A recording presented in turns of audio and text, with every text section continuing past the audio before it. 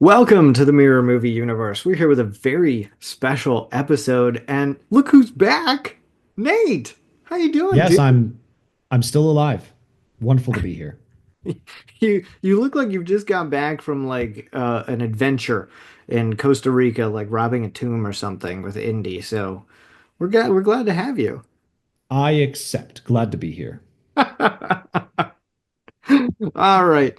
We're doing a very special Marvel Madness episode to try to find the very best Marvel project to ever grace a screen, be it a film, a special, a TV show, anything. To do that, we have taken the top 60 Marvel projects as ranked by the Tomato Meter on Rotten Tomatoes. The highest Tomato Meter score, X-Men 97 with a 99, and the lowest, Iron Man 2 with a 72. We have also excluded certain projects that we haven't seen. Sorry, we just haven't seen everything. From like 2017 to 2019, there were a bunch of mutant shows that came out, like Yeah, Runaway, who cares? Broken Who cares? We're Dagger. not perfect. I Yeah, don't care. we just don't have time. We don't have But time. we're still Marvel fans. We grew up reading comic books and watching all the stuff. So like we still have our nerd credit cards here, everybody. Yeah. That's fine. It's fine. We have also given ourselves four wild cards. Those are things that we think should be included in the brackets that maybe they didn't make it, right? The tomato meter is only critics, so certain animated shows don't have a high enough critic score to be there, or enough critics review them to be there. So anyway, we've picked some of those. We'll reveal them in a minute. How this is going to work is we're going to go bracket by bracket, all the way down from 64 to 1. In the 64, the first round through, Nate and I are going to each present our argument. We have 30 seconds or so to do so. If we're in a deadlock, what do? First thing we do, we each have two Excelsiors to use in the round of 64. That's basically a trump card that says this is automatically going to advance. And then in the round of 32, we're down to one Excelsior, one trump card. From then on, from the Sweet 16 on, we have to come to a decision or flip a coin. Yeah, we're going to go flipping coins if we really can't decide. But we are very opinionated, so we'll see. We'll see, you know? Now that I say that, I look around, I don't have a coin. So I hope that Neither we do I. just, We'll be fine. yeah, we'll just pick. Also, Um, worthy of noting here. Usually for our normal episodes, I've got notes, Dan has notes, and we've prepped, but there's way too much stuff to do any of that. So I've got nothing. I've got the list of properties and I've got a beer in my hand, and we're gonna rattle through these as quick as we can because that's honestly more fun than me coming up with something actually intelligent to say about any of these. So yeah, it's gonna be a fun time. I'm very excited for it. I same thing. I've looked at the first bracket and the breakdown. I've got some picks. I've got some thoughts. From then on, nothing. It's not like I have a favorite to win it or anything. Like we're gonna go through this. We're gonna listen. We're gonna be open-minded, and we're gonna try to figure out which the best one is. Nate, what are your thoughts? Like looking at these brackets and the breakdown. What are your thoughts? Oh, I got to do like full sports announcer here. All right, so it's gonna be no X-Men 97, strong contender. Anything X-Men is gonna be biased with you and me, right? Because we love that stuff. We grew up with it. Yeah. I think a lot of the earlier Marvel stuff, pre-Avengers 1, maybe early Phase 2 is gonna be heavier hitters for us. But there are some gems in there from the later stuff that I particularly like super like. I really like the Daredevil show. I really like Logan, which was a later thing.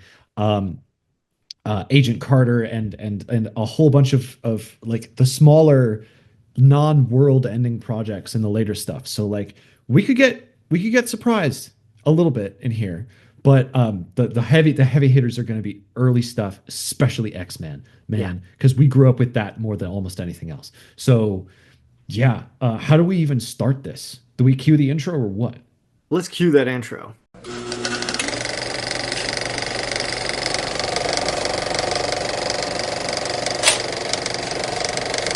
All right. First up, we have to reveal our wild card picks. So coming in first, my first wild card pick, X-Men Evolution. Doesn't have enough Oh, classic. critics on it for a tomato score. I love it. It's a great animated show. I think the world of it. So that's my first wild card pick. And fittingly, it's going to be going up against the number one seed X-Men 97 in Yeah, our first round. we'll get to that argument in a second. Uh, What's your second wild card? my second wild card is Spider-Man, the animated series from the mid 90s 92 or up with 94? it. The Yeah, one it with the has such a Aerosmith special place in intro. my heart. Yeah.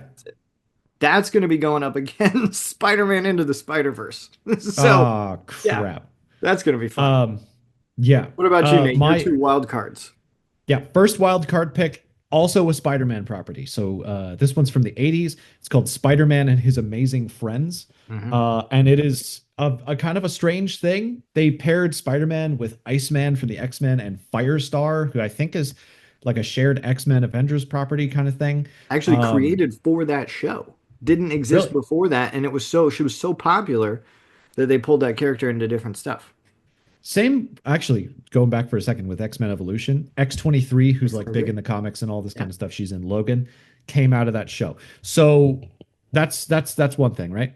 Um, so Spider-Man and His Amazing Friends, it's a goofy cartoon from the 80s, and we had a couple of tapes of it growing up. Yeah. So it's a soft spot for me.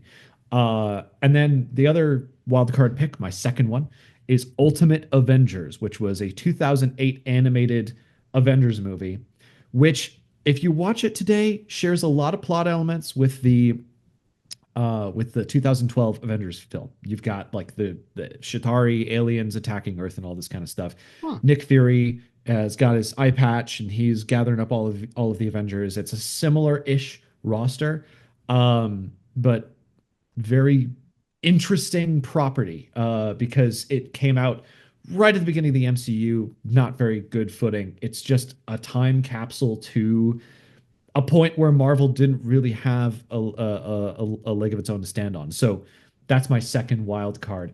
I don't even know what that's going up That's against. going up against Black Black Panther. Panther. That is a tough Oh sell. no, it's gonna lose. But we'll get to that. We'll get to that later because there's interesting things about both, right? So we'll get to that. Yeah. How do we start the actual arguments here, right? Let's Because let's just dive in. Let's put 30 seconds on the clock. Start with bracket one. Coming up first, we've got X-Men 97 versus my wild card pick, X-Men Evolution. No surprise here. I'm picking X-Men Evolution. you're I know wrong. X-Men 97 is a great revival, and It's the fantastic. taking it and twisting it on its head, you've got some major character deaths there. Really, really Yeah, great. X-Men Uh, Evolution. spoiler warning: they kill Gambit. It's amazing. Gambit sacrifices himself to kill a giant sentinel, and it's awesome. And Rogue finally realizes that she loves him after she cheats on Magneto, and Magneto's dead. And then at the end of the series, Magneto comes back to life and has a whole existential dream thing with Professor X. He tears Wolverine's adamantium skeleton out of him, like in the comics. And then they all go back to ancient Egypt, and you meet Apocalypse at the end of the first season. It's amazing. I like. There's no way it's gonna lose. X Men Uh, Evolution, great, X-Men Evolution but is so good. Here's why I'm picking X-Men Evolution because I grew up with the 90s X-Men cartoon. Absolutely fantastic. When X-Men Evolution came out, I was like, this isn't the X-Men. This is stupid. But it won me over. It's so great to show these characters that you know and love as teenagers, doing all the teenagery stuff in the first two seasons. The second two seasons, they take on Apocalypse and do that. But it's such a great yep. twist. So it's the X-Men, but they're different, but they're still the same. That's why I'm going X-Men Evolution. It does some stuff right. They don't do the love triangle between Scott, Jean, and Wolverine because Scott and Jean are teenagers and Wolverine Right. is Wolverine age. That's great. I never really liked that element in the 91 and 97. I don't care. Just the single episode where Gambit dies in 97, and maybe I watched it like the week of a breakup and it really resonates with me, but like just that episode could beat all of X-Men Evolution handily. That's I'm the just saying. problem. The rest of X-Men 97 is not as strong. That episode is really good. The rest of it is like, oh, okay. Jubilee's in a video game. Da, da, da. Those two episodes are not great. The Storm stuff with the Shadow King, great. The existential dream thing with Professor X and Magneto and the flooding bar at the end, great. All of the other stuff, fantastic. Get rid of the Mojo World stuff. Who cares? But the rest is I amazing. find I feel bad like pushing for it because it's a wild card. It deserves to be here. but I will grant you X-Men Excellent show. 97. Moving Yes, I on. win. I will grant Okay. you X-Men 97. Moving on. Well done, Nate. Um, Longer than 30 seconds, who gives a crap? Second one is Doctor Strange versus X-Men First Class. Um, I think it's pretty clear we might just agree on this, right? yeah. It's Uh, X-Men First Class, it's right? X-Men First Class. Yeah, no, Yep. nothing against Doctor Yeah. Strange. Doctor Strange is good. It's a great introduction to that character. X-Men First Class is fantastic Oh my God. as a film. Love It's it. not just that. I will die on this hill. It's the best X-Men movie. Well, Ooh, that's what I think for later. Mhm. I think it's the second best X-Men movie. Maybe Really, they'll really go up good. against each other. Love what they do with it. Everything with Magneto and Charles, fantastic, setting up that friendship. The rest of the mutants Yep. kind of get lost a little bit, but still, really great. Yeah, absolutely. So the number 9 seed there Yeah. beats the number 8 seed. That's Yeah. all great. What's up next, Nate? WandaVision versus Captain America. The first one, the first Avenger, right? Yeah, yeah. Listen, first half of WandaVision, great, beats Captain America. Second half of WandaVision, piece of crap. Like, I no, seriously, like they tank the characterization of the whole show. Hmm. She does terrible, terrible things to this town of people, and then the one side character who I can't remember because that's how memorable the side characters are. She's like, you'll never know what you sacrificed for them, and then she like flies away, and that's it. There are some interesting elements, but it's mostly in the first half of the show. Captain America: The First Avenger is a perfectly serviceable film. It's not going to win any awards, but it's perfectly serviceable and pretty cool. So the, I think both of I these think as are a I think both of these are better than you give them credit for. I think Captain America is a great movie. Really great to see his origin story. It's a little bit different and to see like the band of soldiers that he's fighting with and stuff and even kind of the silly stuff with the war bonds. It's fun. It's a really fun superhero movie. Really, really great. I don't want to say anything negative about it. WandaVision, however, is better than you're giving it credit for. Up until like the last battle, where it's just a bunch of beams in the sky and stuff, I love everything that they do with the different sitcoms each episode. It works incredibly well as a television series. I oh would sure argue because top two of all the MCU shows on Disney Plus. disagree, Really well done the way that they do each of those things. Now, what's happening outside of it hard disagree. with the FBI and stuff, I don't, that gets a little bit muddled. It doesn't have my interest the same way, but I love seeing everything that they do in each of those things and what's the mystery and unraveling it and everything. I think it is so inventive, so creative, and it plays so well into that television genre. Like such a great way to do it. So great to see Wanda. So great to see Vision, his resurrection, and everything that's coming from it. Like it's really well explained to see her angst and anguish sets up beautifully that she's the villain in Doctor Strange and the Multiverse of Madness. I love WandaVision. I really do. Cool, cool story, bro. Still bad writing. Like they're like I sorry, it's just the end. The ending sucks. Um, like great concept, brilliant concept, but I just can't stand on the laurels of the concept.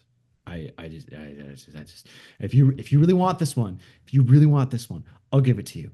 Because I don't have any particular love for Captain America. I would love to see WandaVision get smacked down by someone in the second round. You want that one to win? I'll You take can have it. that one win. I'll Okay. take WandaVision moving on, All right. which The will fifth, play the winner of this next round, which is Hawkeye Hawkeye versus Jessica Jones, or Jessica Jones. right? So number 5 Hawkeye, number 12 Jessica Jones. I have no idea which way you're going to go with this. I go with Jessica Jones because uh, I go with Jessica Jones mostly because of David Tennant as the villain. Like he's just so perfectly evil, and it makes when he gets beat at the end that all that more satisfying. Um, he's just so perfectly evil. I've only seen the season once when it came out, and I still remember lots of really impactful and powerful scenes from it. Mostly for to his credit, it's all scenes with David Tennant that I remember. So, well, Here's why I'm leaning Hawkeye, and going hard on Hawkeye. Hawkeye is way more fun. I get it. I get everything that you're saying about Jessica Jones. Jessica Jones for me kind of a hard watch, if I'm being honest with you, because it's so dark. And I get it. I get that Marvel can be dark. I get that it's true to the character, and I understand totally what they're doing.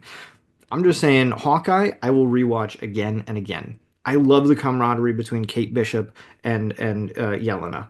I loved seeing Hawkeye like broken, and he just wants to get out of the game and take care of his family, and he's got hearing loss, and he's hurting from all this stuff that he's done over these years, and he gets pulled in to help this girl, and Oh he yeah, I doesn't like it want to because it's be not there. dark, and then you list off a bunch of stuff about it that's dark. Yeah, Oh, but that's it's done in a fun way. It is genuinely so much fun to sit down and watch. Even just just the musical alone is so worth it with the Captain America musical number. That's so awesome. I'm leaning hard Hawkeye on this.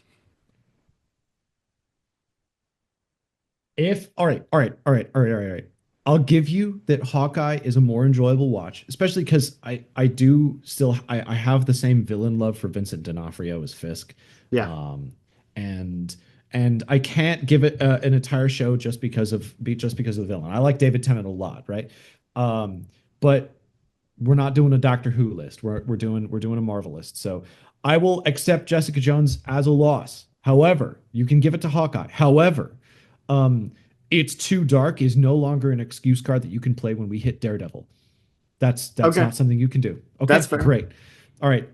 All right. Next one. Spider-Man Hey, Across the Spider-Verse versus Thor, right? yeah, I have not seen Spider-Man Across the Spider-Verse. This is the highest ranked property that I have not seen. I've seen the first one. I enjoyed the first one. I assume that the Yep. second one is good. I've seen clips of it. I'm sorry, Yep. internet, hate me, put stuff in the comments.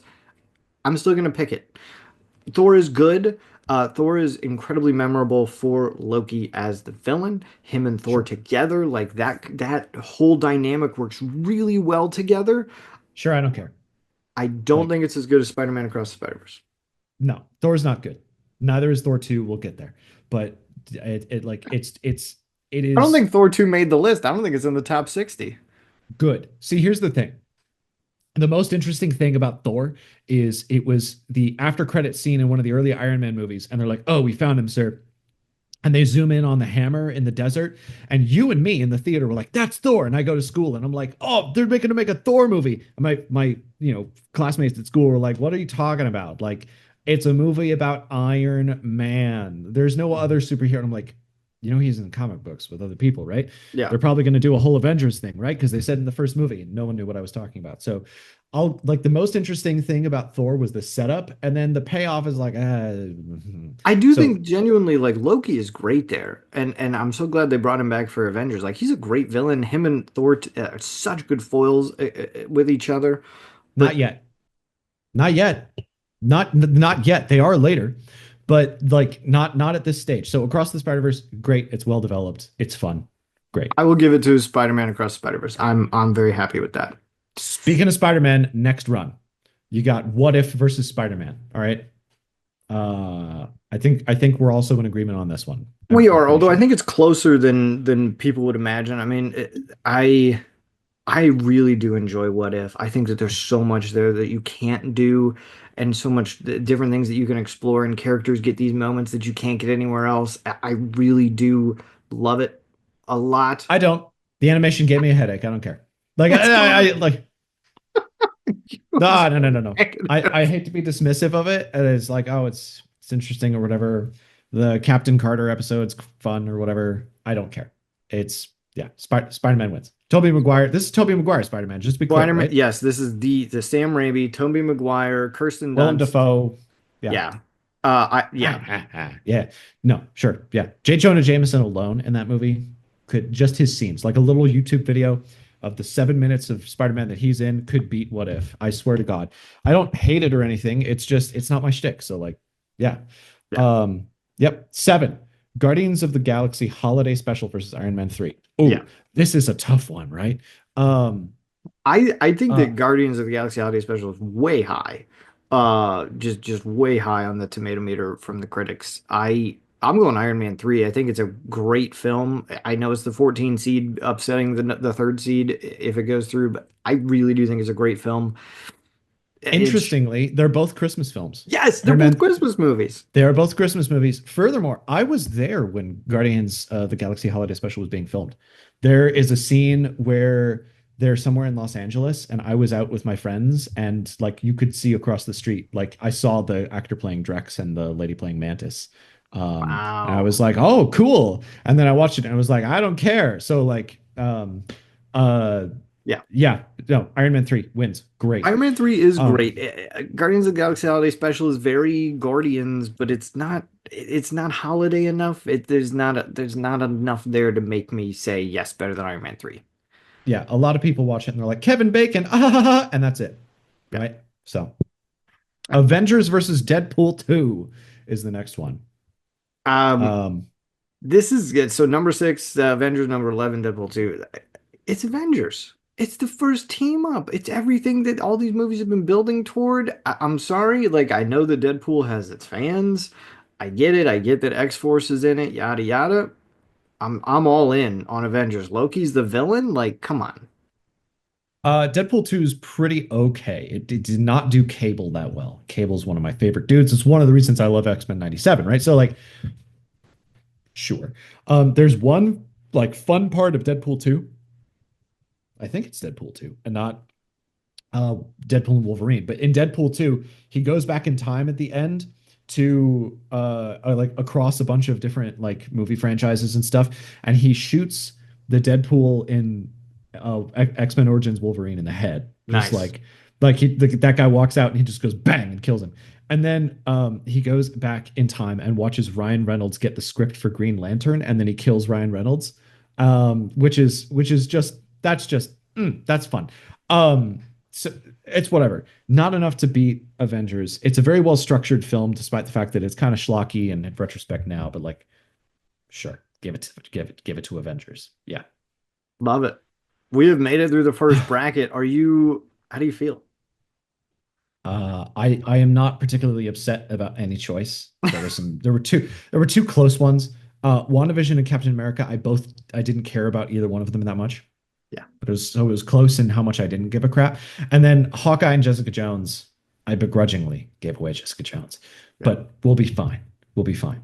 Yeah. What's next, Dan? So the second bracket, let's hit it up. We're starting off with our number one seed, Ms. Marvel, versus number 16, Spider-Man and his amazing friends. Nate, I'm going for your wild card. Like Ms. Marvel Samesies.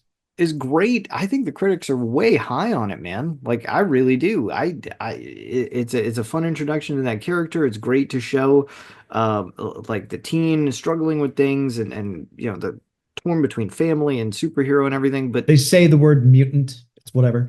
Like the it's perfectly serviceable. mhm, It's perfectly serviceable. But I've got childhood bias towards Spider-Man and his Amazing Friends. so It's do I. crappy animation. It's many things are not great about it, but it has some very stylized 1970s, 1980s designs for some of the superheroes that we grew up on and have like kept us hooked into our adulthoods. Like we grew up with one episode in particular where Spider-Man and his amazing friends meet the X-Men, and they're Yes. all in their very 70s look. Like Colossus is like he's got the yellow and red like Yeah, Wolverine's Dorito like shaped tan thing. and brown. Yeah. Yeah. And no, Wolverine's not. Whatever. He's not that in that particular episode. There are multiple, but yeah, it's the very stylized 70s versions of all these characters, and I've got nostalgia for it. Will that carry it past the second round? Probably not, but it's enough. Mwah, chef's kiss. I'm gonna give it credit here, and we're gonna say that it beats Miss Marvel for now. Yeah. Agreed. Next up, Okay. we have eight seed Ant-Man and the Wasp versus a nine seed Moon Knight. Um, I like Ant-Man and the Wasp a lot. I think that Paul Rudd is fantastic as the Ant-Man. He's funny and it flows really well. You get the introduction of Ghost. You get Walton Goggins as the villain. Um, but I'm going Moon Knight. I love the way that that is put together. I love the way that it's presented, and the hero doesn't know what's going on, and the way that it kind of all flows together and stuff. Um, really, really cool. I'm going Moon Knight. Sure. I don't care about either one. But no, I mean, unfortunately, we're gonna get some of these in the first round where it's like I do not care, and Moon Knight is perfectly serviceable. Ant-Man and the Wasp is already a follow-up to a property that's not as big of a thing from our childhood. And Right. so I'm not biased towards it. Moon Knight was like a single page out of an Avengers source book when I was a kid. So I was like, should I watch this show? It ended up being pretty entertaining. I'll give it to Moon Knight. So there you go.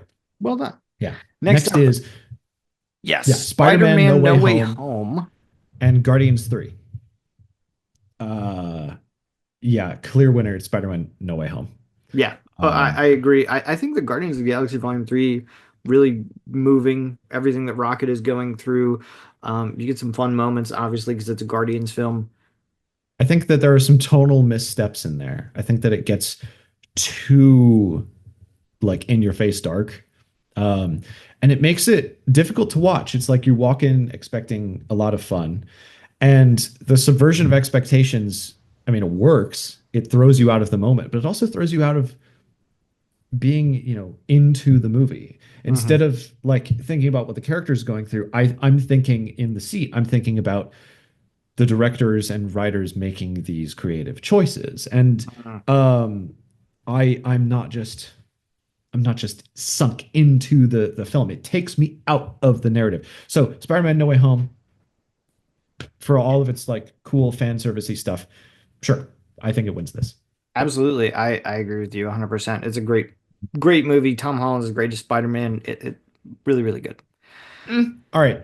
Legion versus X-Men the animated series. So 90s X-Men, which we both grew up on, Yeah. versus Legion, which I watched in college. And Um, I have not seen, so I'm kind of relying on you because I'm going X-Men the animated series because I've seen it. I grew up with it. It's a soft spot, but I have not seen Legion. I just didn't. It came out like it was one of the 4 or 5 mutant shows from 2017 to 2020. I just didn't see it. So, Legion's good in its first season, really. The villain is the Shadow King. There's a very exciting twist towards the end of the first season, and there is a sequence where the main character, Legion, is like they're trying to get the Shadow King out of like possessing his mind and his brain, and it's like this montage of his whole life and all the pain he's been through, and it is set to "Speak to Me, Breathe" by Pink Floyd off of Dark Side of the Moon, and that one little episode, because that's most of the episode, is like he's in his own head, is really good. But it's not the animated series X-Men, which is the perfect like little microcosm of like um of our whole childhood. It is fun. It teaches kids to be tolerant of people who are different. It's got a bunch of crappy '90s slang. Like, does a mall dog eat chili fries? Is a line in the X-Men the '90s. So, like, yeah, we'll give it to that one. Sure, I think that's great. Yeah. Um, all right. number five in bracket two, Agents of Shield versus Avengers: Age of Ultron. Yeah, I'm really Yeah, torn on which way to go here. I almost want to just give it to you and say pick. I think Avengers: Age of Ultron is better than a lot of people give it credit for. I love Scarlet Witch and Quicksilver. I think that the Ultron villain is actually pretty cool and menacing. It's a better film than a lot of people give it credit for. Agents of Shield, super long, a ton of stuff happens. Every season is very different. yep. I'm very torn. See, the tough part is if they canceled the Agents of Shield after the first season, this would be easy and it would win, right? Yeah, I agree. But it goes off the rails. It gets salvaged a little bit because after like in like the third season, there's like this weird subplot with another Shield or whatever, and Edward James Olmos shows up, and I love that guy. He's Adama in Battlestar Galactica, great actor. And he carries the show on his back for like a season and a half. Um, but it's not. I do Eh, think like you get some good characters there. Like Fitz and Simmons are really great, and their whole they are. story. That's why I'm leaning Agents of Shield, just for Fitz I and Simmons. I agree. I think that it goes off the rails, and maybe that'll be its downfall in later brackets. But for now, yes, it beats Avengers: Age of Ultron. Also, can Cool. we just say, Next, wow, the critics are really high on it. Like that was the number 2 seed in that bracket. So Agents of Shield. Wow. Yeah. Okay. Captain America Civil War versus Avengers Infinity War. Two things with war in the title. I don't like Infinity War. Really? Yeah, not a fan. Were you gonna pick that one? No, I was going with Avengers 2.5, which is Captain America Civil War. I think that it's really well done. I love to see the whole thing. I think that Baron Zemo is a better villain than people give him credit for. I know I just said that about Ultron, but the way that the Avengers are fighting against each other, the introduction of Black Panther, a lot of great stuff happens in this movie. I'm going Civil War. Intro of your favorite Spider-Man too. So Yeah. that's great. Yeah, great. Civil War. Logan versus She-Hulk attorney at law. I'm gonna try to feel out your opinion here before I use my little Excelsior button for this one. Oh no, Because it's I am definitely it's Logan. It's Logan is great. I great. think She-Hulk Attorney at Law is fun. It's a little bit crazy at the end with the fourth wall breaking and everything. It's like, okay, that's fun. I like Deadpool. I'll give it a pass for that. But the storytelling in Logan is great. Patrick Stewart's performance in Logan is great. Yes. X-23 is a great character, and the just the bits from the western from the 1950s called Shane that are included in Logan are just it's just it was the perfect send off to the X-Men universe, and then Deadpool and Wolverine ruined it, but that's fine. Um, Yeah, I mean, Logan is a beautiful send off to that character.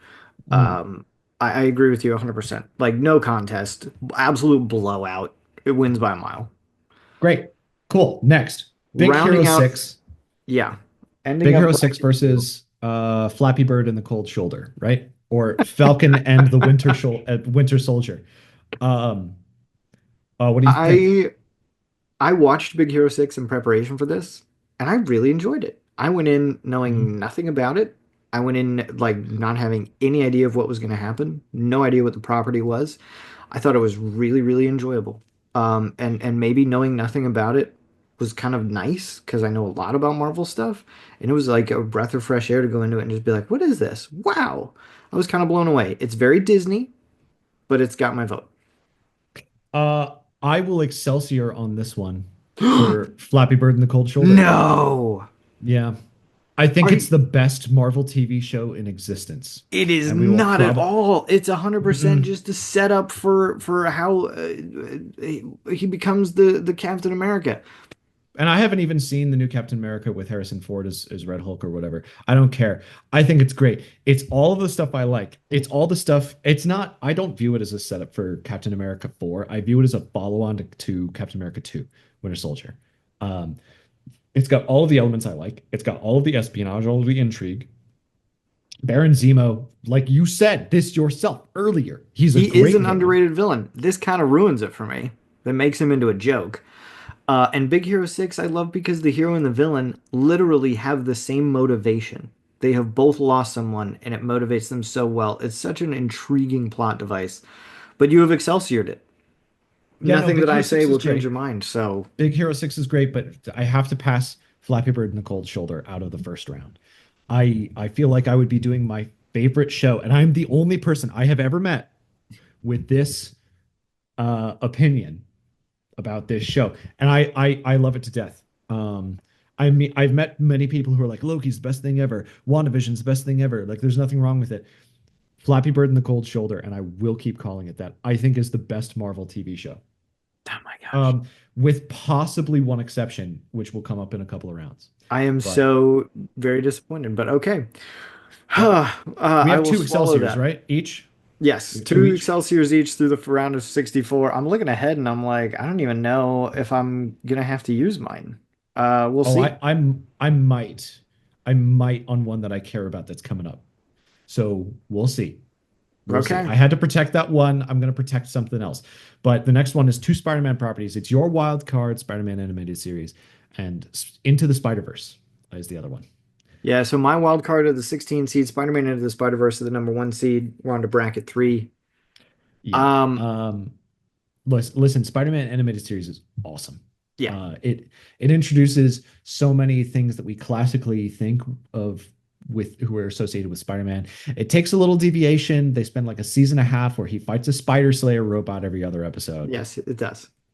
Who cares? It's fun. There's little crossovers with the other Marvel properties at the time, like the Iron Man show, which was almost a wild card pick of mine, and The the X-Men X-Men, show. Yep. Daredevil, Blade. He meets so many different characters in the Marvel universe. It is the perfect gateway drug to get you into Yep. Marvel because you go into it thinking, oh, it's just Spider-Man, but you see so many more Marvel properties all woven in. Fantastic Four, he meets them at one point. Like it's really well done, and it's a really great Hmm. adaptation of the comics. A ton of comic storylines get adapted really, really well Yep. into this. Yep. Um, It's possibly the most faithful adaptation of the Black Suit storyline with the mhm. symbiote. It does a great job with Venom, and it's not my favorite version of that, actually. But it is a very good version of that. My favorite version is not in any TV show. In the second Spider-Man game for the PlayStation series, which are like they're like 60-hour long movies, Venom is Harry Osborn, which I think is a great Hmm. tool for the character. But as far as TV and movies go, this is the best. This is the best Venom, and I think it's great. Into the Spider Verse, I think, is a piece of art. It's Oh, a you're piece of one of art. those. Okay. Yeah, but I already gave Across the Spider Verse some credit, so I'm perfectly happy shoving all of my opinions about Into the Spider Verse into that movie, letting it stand on its own, and giving the animated series the win here. Are we good with Oh that? my gosh, people are gonna hate us. Yes, let's do it. Spider-Man, Wonderful. the animated series, goes through to the next round. All right. Um, Loki versus Agent Carter. Good sir. Yeah, I know people love Loki. I think it's fine. I'm going Agent Thank Carter. God. Yeah. Thank God. I was going to have to use my other protection for this. Agent Carter is unfortunately not canon anymore because they retcon it with Avengers Endgame because Captain America Yeah. goes back in time. But It's a Agent lot Carter is of fantastic. fun. It's great. I love Haley Atwell. I love that she gets a bunch to do here. It's part of the reason I love What If so much. She's fantastic. I Loki's love the cast of fine. side characters, the other agents. Agent Souza, who's walking around on crutches the whole time, is Yes. my favorite character in the whole show. And Jarvis, the person, is is just delightful. Both seasons of that show are great. But yeah, Spider-Man: Homecoming versus Captain Marvel. Um, I have no particular love for Spider-Man: Homecoming. Really? Um, no. So I think that Far From Home and what's the other one? No Way Home. Yeah. Both are better than Homecoming. The Vulture's a fine villain. I think there's nothing particularly groundbreaking happening in the story here. Captain Marvel is at least fun. So I'm gonna put my initial like toe into the water behind Captain Marvel for this one. Wow. Um, yeah.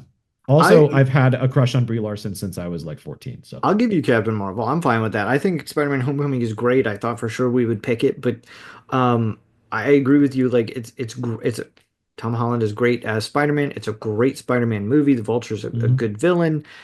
It's really fun to see him in high school and dealing with all of that kind of stuff. Really, really We've seen good. it Captain before. Marvel is fantastic. I almost put the Marvels in here as one of my wild cards, which I like better than Captain Marvel. But Mm. yeah, I think Captain Marvel's really, really fun. It's great to see everything in the 90s and just to see her interacting with, Nick Fury and stuff. I'll give it to Jude Captain Law is a Marvel. great villain. Yeah. But yeah. Shang-Chi and the Legend of the Ten Rings versus X-Men from 2000. X-Men 2000, right? Like, Yes. okay. Like the Like, first X-Men movie. Yeah. see, I told you because we grew up on all of the X-Men stuff. Ian McKellen as Magneto is a masterclass Yeah. in casting, and so is Patrick Stewart as Professor X. Like you think of these two guys when those two characters comes up, but like imagine being a casting director in 1998 and being like, should we get Sean Connery to play Magneto? No, get this guy. Get this guy. He's filming in New Zealand for some Lord of the Rings project, whatever. Right now, let's get him and have him be Magneto. It's so good. He's so good. And having Rogue be the intro character for the whole thing is also great. I love it. X-Men all the way, Yeah. I 100%. think that there's some X-Men always has a soft place in my heart. I'm torn here because X-Men has some like really bad lines looking back at it. Do Like you know what what happens happens to a to a toad when it gets yeah, when struck it by gets lightning? this Yeah. yeah. You know what I'm talking about. Shang-Chi and Hmm. the Legend of the Ten Rings is really beautiful. Really beautiful. really well done, great martial arts throughout. The bus fight scene alone is better than any fight scene in X-Men. But I will give you, I think Magneto is right. I think that the plot to turn Ooh, people into mutants is really good. I will give you X-Men over Shang-Chi. I'm gonna get you a t-shirt that says Magneto is right. That's what I'm gonna do. I would Um, wear that. I think he is, genuinely. wow. Genuinely. Okay, cool, cool. Endgame versus Iron Man 2. Thoughts, good sir. I think we can spend like 2 seconds on this. Iron Man 2 is the lowest rated. It barely made the cut. Endgame is a very satisfying conclusion to the whole Thanos thing. I'll go Endgame. Should I use my other Are you Excelsior serious? here? It's Iron Man 2. It's not a good movie. I mean, it's fine. It's fine. I shouldn't say that. I just want to mess with people. No, I'm just kidding. Endgame is in fact great. I cried when I saw it.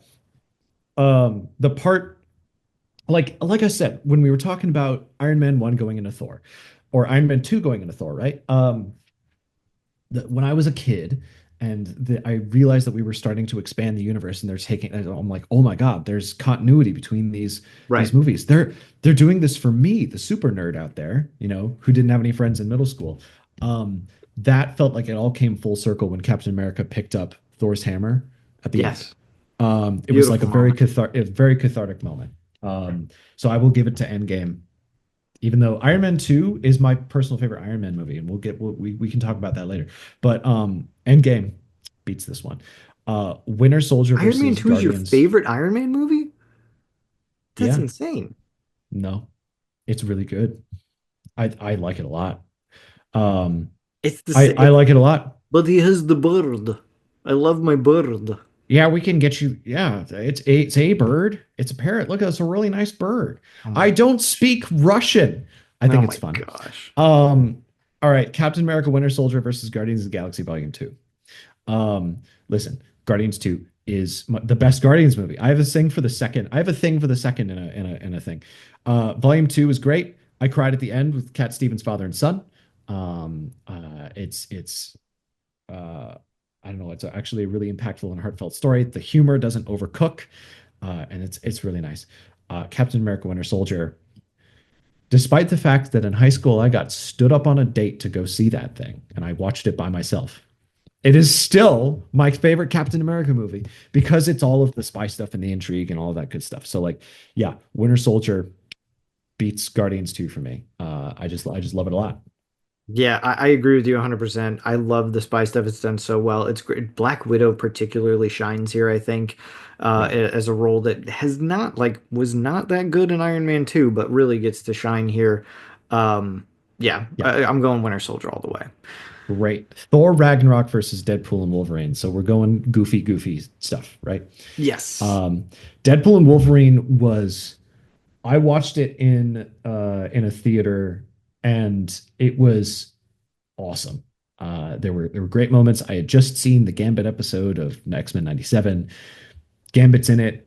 He's hilarious. There's a lot of really hilarious and fun stuff.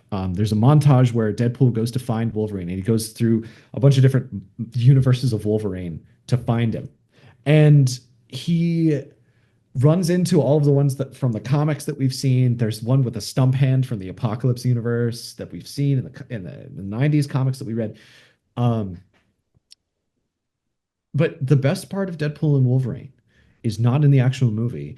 It's during the credits. They play a montage of a bunch of behind the scenes footage of all of the 20th Century Fox films, Yeah. Fantastic Four, X Men. That family. It's like, all right, this is the final send off, and it usurps Logan as the real final send off with that stuff. So Thor Ragnarok, it was fun. Taika Waititi is doing a good job. The humor is not overcooked yet for the Thor franchise. I think that Thor Ragnarok wins. What do you think? Oh, I agree. Yeah, for me, Thor Ragnarok is it is the best Loki Thor team up to see the two of Mm-hmm. them together. I love seeing the Hulk there. Valkyrie is fantastic. That whole middle section where they're on the kind of arena planet and Mm-hmm. everything, just perfect. Perfect. Could have very It's a well little killed the muddled. pace of the film. could have very well killed the pace of the film, Oh but yeah, actually still like plays nicely with it. yeah, absolutely. Thor Ragnarok for me, definitely, hands down, love that. Fantastic. Finishing out the bracket, we've got X-Men: Days of Future Past versus Black Panther: Wakanda Forever. Um, So my prediction here is that when I said X-Men First Class was the best and you said it was second best, you think that Days of Future Past is the best one. Is this accurate? no, I am not as high on Days of Future Past as other people. I think it's probably the second best of the prequel X-Men team, That means but nothing. it's not that it gets very, very muddled.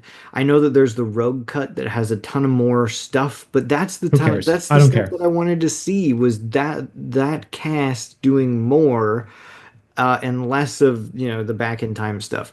That being said, I still take it over Black Panther Wakanda Forever, which is very emotional, very heartfelt. It's great to see T'Challa's sister take up that mantle as Black Panther and everything. Really, really beautiful. There's a soft spot for X-Men. Days of Future Past still has it for me. Soft spot for X-Men. Gonna apply my bias. I do think that it is the second best X-Men movie of all of them. I really like it, mostly because not because of the old cast or anything like that. It's just the relationship between Eric and Charles in the 70s is Mm. just really real. It's really well built, and it's continued on. I really like it. So X-Men: Days of Future Past wins. We're on to bracket four now, right? At this point, you Um, have one Excelsior left, and I yeah, have you have two two. for this first round of 64. I So we'll might see how use this it just goes. to I might use it just to like screw with people. We'll see. I Um, think I know exactly where I'm headed with it, with one of them. We'll see. great. Okay. Black Panther versus Ultimate Avengers. Now, Ultimate Avengers, we said, was this animated movie. A lot of people don't know about it. It follows roughly the same plot as the Avengers movie that came out in 2012. There's a slightly different cast, um, but it's stylized after a comic series that actually took place in an alternate universe called Ultimate Avengers. Interesting stuff, I guess. I got it at Blockbuster when I was 12 years old. And it was the coolest thing that I'd ever seen in my life Did Blockbuster at the still time. exist when you were 12? That's crazy. It was like one of the last big years for Blockbuster. Netflix wasn't streaming yet, but they were taking over the DVD market. Yeah. And Black Panther is, of course, a fantastic, fantastic film Yeah. and deserves all the accolades that it deserves. Um, do you even remember Ultimate Avengers? I never Do you even saw it. I've really? read the comics that it's based on. I read those Ultimate comics, which was kind of like a reset of the Marvel Yeah. timeline and Marvel universe and all of that. But yeah, I'm hard in on Black Panther. I think Black Panther is great. T'Challa is fantastic. Um, yeah, I'm all for it. I'll give it to Black Panther so long as I can say that Ultimate Avengers 2, because there is a sequel to this animated film, is the actual first on-screen appearance in a film of Black Panther because they go to Wakanda in the second one. Oh, But I will give this one to Black Panther. Okay. Luke Cage versus X2. Luke Cage is one that I've seen once, and X2 I've seen a gajillion, gajillion, gajillion times. Um, it's great. The new introductions to the characters are fantastic. The love triangle with Pyro and Iceman and Rogue is great. It's not even a love triangle. It's just like boys being idiots and causing tension. The Nightcrawler fight sequence that opens the whole thing in the so White good. House. Oh, Alan Cummings as Nightcrawler, so great. Chef's kiss. Mwah. Um, uh, yeah. And it's a great thing that they never made an X3 to ruin that legacy. Um, Luke Cage is fun. Luke Cage is a pretty good time. I think it is the grittiest. It's the most serious of the Netflix gaggle of shows until the later seasons of Daredevil came out. But right after we had Luke Cage, we went into Iron Fist, and that kind of dipped out of the seriousness a little bit, and it went, in a different direction. However, great show. I'm biased. X2 wins. You will not disagree with me. Let's move on. Um, You're right. I won't disagree. I do want to say like all the credit in the world to Luke Cage. Mike Coulter, I think, is the perfect casting as Luke Cage. Just so well done. I love him in everything that he does. I think that it's hard because he's going up against Hugh Jackman's Wolverine, which is also perfect casting. And Yep. so, and Luke Cage, they take such care to build that world and make it feel real and lived in. That being said, when I said that my favorite X-Men movie had yet to come, this is it. It's X2. I'm picking Okay. X2. Yeah. That's a perfectly serviceable opinion. You're wrong, but it's a perfectly serviceable opinion. All right, Daredevil versus Black Widow. Hmm. Um, yeah, Daredevil, hands down. If you Excelsior this, I will disown you. There is like Black Widow's is fun. I like the introduction of her whole family. I for unlike every other man on the internet, I don't care that Taskmaster is a woman. Whatever. Great. Taskmaster's not an interesting villain to me anyway. Daredevil, in its 3 seasons, has done some amazing stuff. I have seen Daredevil twice. The first, I haven't seen it twice. We'll get to that. The first time I watched Daredevil, I watched it through. And the second time I watched Daredevil was while I was writing my thesis in graduate school. And I listened to the audio descriptions for the blind watching Daredevil. And Ah. it's the coolest thing ever. Like this smooth, like really like sultry voices in the background. It's like a man walks down a dark alley and sees two thugs. He attacks them, splitting one's bones in half. And I was like, this is the coolest thing ever. So like, yeah, Daredevil, great, beats Black Widow for me. What do you think? Um, you're gonna No. disown me. I'm Excelsioring this, and I'm picking Black Widow. And here's why. Daredevil, great. Season one, Yes. phenomenal. Season Yep. two, ton of stuff happens. Too much stuff. You Too could much stuff. probably have done just Punisher, just Elektra, but I get it. Season two still great. Season three for me, big dip. A lot Season of three this is the best one. esoteric, like, oh, oh, what should I do? Am I gonna find forgiveness? And it just didn't feel very true to the character. I'm like, what are we doing? We've already been through this with 2 seasons. I'm picking Black Widow. I think that people got a ton of crap for when it was released and how it was released. That is not fair to that movie. It is really well done. I love seeing Black Widow have her solo outing. I love the character dynamics. Red Guardian is amazing. Yelena is amazing. Black Widow all the way. Is Excelsior. fun. Would be nice if they paid the lead actress. like like like but we'll get to that perhaps in a later round. Guardians of the Galaxy versus Ant-Man. Guardians 1 was a sleeper surprise for me. I went to that movie with our cousin who has been on the show, Graham, Yep. when he was a kid. And I was like, oh, I'm gonna hate this movie, but he's probably gonna like it because he's a little kid. And then it was awesome. Yeah.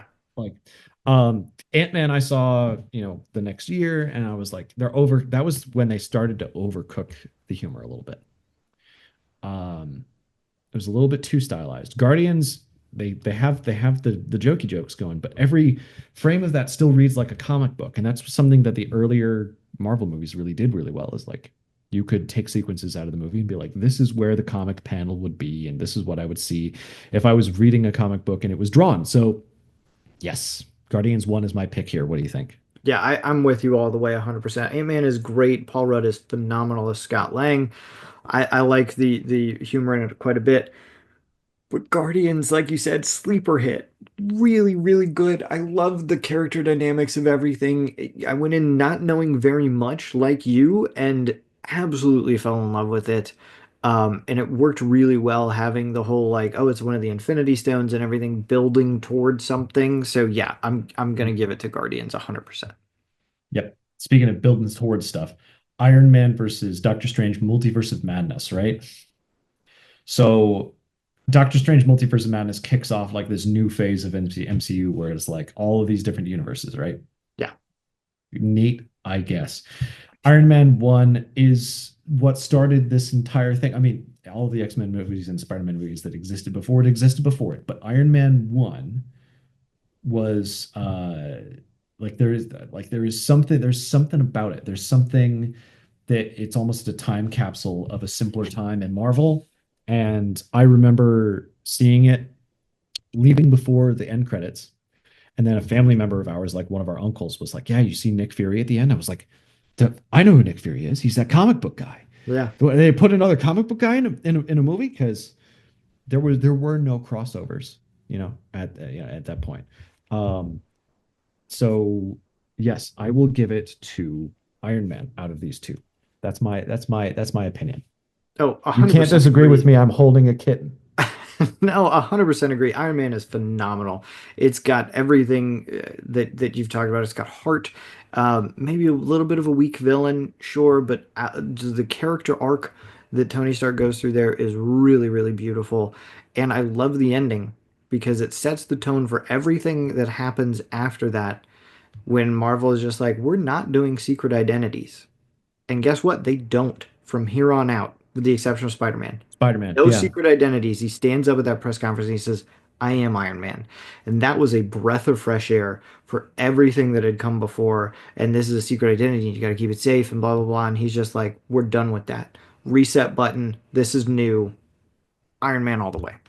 There's also that little moment where Coulson is like the Strategic Homeland Intervention Enforcement and Logistics Division. He's like, just call us Shield, and that's when you knew some stuff was being played with, at least in the idea section, But sure, Yeah. Werewolf by Night versus Deadpool. So Werewolf by Night's your actually something that you're familiar with, as far as I'm aware. And Deadpool is more of my thing. So what's your pick out of these two? I have a feeling just based on how you asked that you're about to use an Excelsior. I I love Werewolf by Night. I think that it's really beautifully shot. It's all Gross. black and Nope. white. It's Bad. it's No. it's so good. It's so good. I very little about the characters going in, but I love the concept. I love that it's just a special. Like they're just like we're not making it a movie. We're not doing anything crazy with it. We're not making it a whole 6, 8, 13 episodes. It's just a one-off special. I really love it. Really do. All right. So I will use my second Excelsior for this and have Deadpool win. Just this one. It will get killed in the second round. But I've acknowledged that Deadpool 2 is not good. And I've acknowledged that Deadpool and Wolverine, or Deadpool 3, if you will, is not, it's not, it was ill-timed. It should have been made 5 years ago before Logan, right? Or just in a separate continuity. Because Deadpool 2 happened after Logan, but it's not in the same, like it's not trying to cap things off itself. So you get this weirdness about those two. Deadpool 1 was still a blast to see. And I remember in like 2014 there was like test footage for Deadpool 1 where they had like a scene where he like jumps into the moving SUV and he fights all the bad guys and stuff and shoots them, and that sequence shows up in the movie roughly. And I've been waiting for that for 2 years because I've read the Deadpool comics. Somewhat of a departure, not all the same stuff, but I read the Deadpool comic and I was like, this is pretty close to the gist of the character. And like, yeah, like sure, like it's fun. It's fun enough that I will use my last Excelsior for it. And I will cause Deadpool to at least get out of this round because I want to see it go up against something that's actually more meaningful than Werewolf by Night. You know what I mean? So we'll go with that. Yeah, I get it. I get it. All right. All right. I can tell you looking ahead, unless you do something crazy, I'm not going to have to use my last Excelsior, but that's fine. I agree. Um, so Because we're both Spider-Man we both 2, know yeah. Spider-Man 2 versus Defenders, right? yeah, Defenders, I think Sigourney Weaver's the villain. yeah, Interesting, not for me. Like the show's not for me. Hers villain's great, but like it's Alfred Molina as Doc Ock. yeah. What do you Spider-Man want? 2 is phenomenal. I think oh gosh, it's so good. It's so good. And Defenders is fine, but it gets a little bit muddled and I don't think it lands the same way that Avengers did in pulling everybody together. Everybody has a Oh, moment. You get the camaraderie, you get the fighting that we're looking for between the heroes, you get all of that. Um a little bit muddled at the end. Daredevil dies, he doesn't really. I'm going Spider-Man 2. yep. Really, really well done. Yeah. Yep. And then finally, Far From Home and Agatha All Along, right? Um, so it's unsurprising that Agatha All Along is lower on my list because it's a follow-on to a property that I already did not care for, right? Yeah. So, I will give it to Far From Home. Mysterio is not my favorite Spider-Man villain ever. He's like a second tier. He's like you got your Green Goblins and your Doctor Octopuses, and even to some extent your Vultures and Venoms. But you know, a second tier is like, oh, I'm Chameleon or Mysterio or Rhino or something like that, and it's or Shocker. You know, Right, not right. Electro. He's top tier, but Shocker's second. Um, Villain's not great, but like the the the thing that's interesting about this film is that he takes him out of New York and puts him into these other situations. And you have Mary Jane knowing basically either the entire time or by the end of the film. I can't remember which. Um, I I saw this in theaters in 2019. Um, Either she figures out and just says, "You're Spider-Man. I figured it Yeah, out," yeah. or She yeah, figures it out was about that halfway through. She's like, "Yeah, you're Spider-Man." yeah. I thought that that was also a breath of fresh air. I've never really liked the, oh, I'm keeping this for my girlfriend aspect of the other Spider-Man films. So yeah, I like it a lot. I like Far From Home a lot.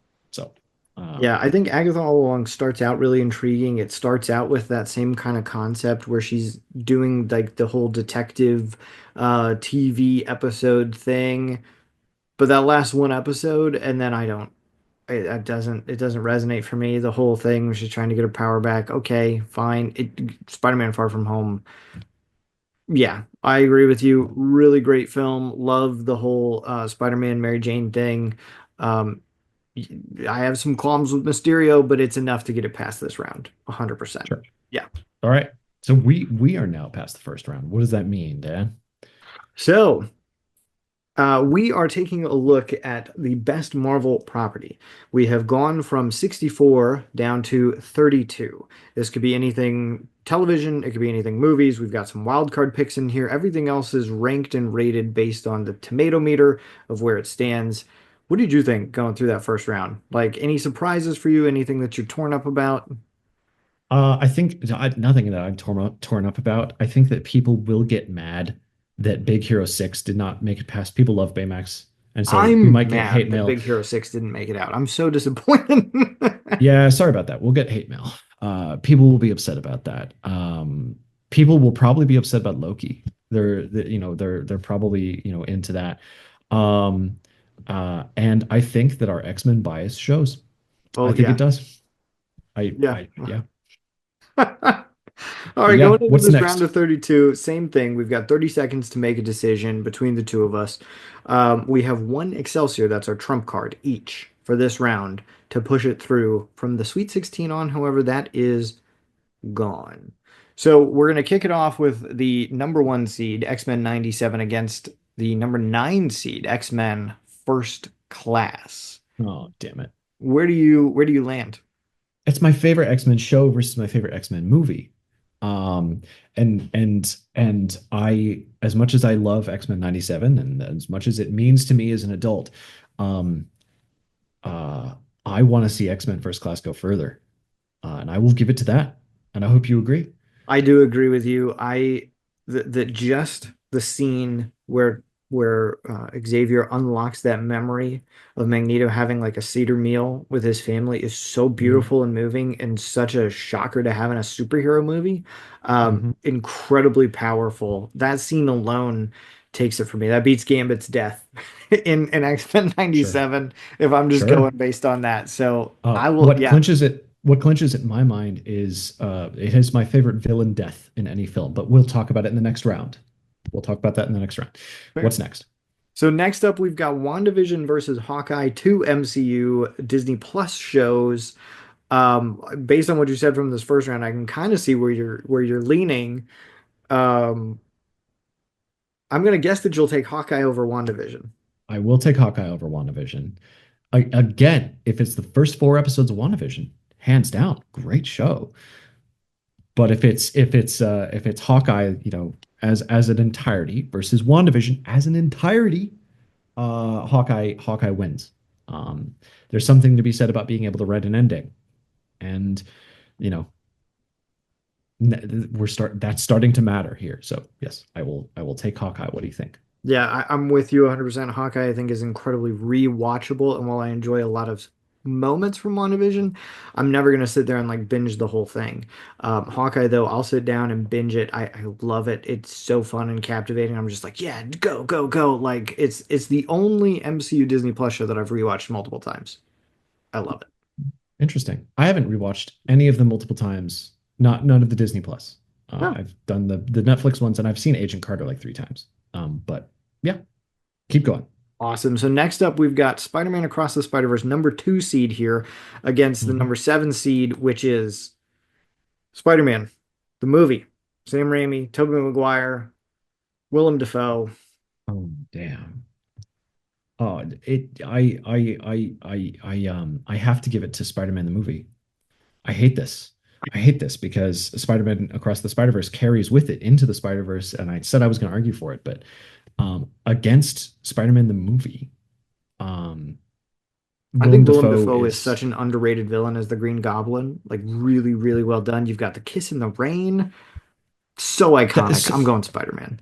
Willem Dafoe's what clinches it for me because Poe Dameron, what's his face, as the villain Across the Spider-Verse, he's fine, and the animation is great. It's a masterpiece. Again, it's art, but Sam Raimi Spider-Man is just it's I just there's so many iconic like the thing where he's on the ceiling at Thanksgiving and like the single drop of blood comes down and Willem Dafoe knows that he's there. It's just oh, it's great. So yeah, I'll give it. I'll give it. Beautiful. And then all right, so then on to the next one. We've got Iron Man 3, which beat out Guardians of the Galaxy holiday special. That's going up against Avengers. Oh, Again, come I think on. we kind of know where we're It's headed. Iron Man 3. No, I'm just kidding. Avengers takes it. I think we're both in agreement with that. And I think that if you out there in listening land think that Iron Man 3 is better than Avengers, there's something wrong with you. Keep going. Yeah, all right. Going on to bracket two, we've got one of your wild card picks. Up first, we got Spider-Man and His Amazing Friends against Yep. Moon Knight. Oh, Spider-Man and His Amazing Friends. Still. Yeah, it's It's a such a soft sleeper. It's spot, gonna man. it's such a soft spot. You remember the episode where Siberiad takes over the X Mansion? He's like the half robot, half man thing. Yep, yep. And like that's the episode I remember more than anything else.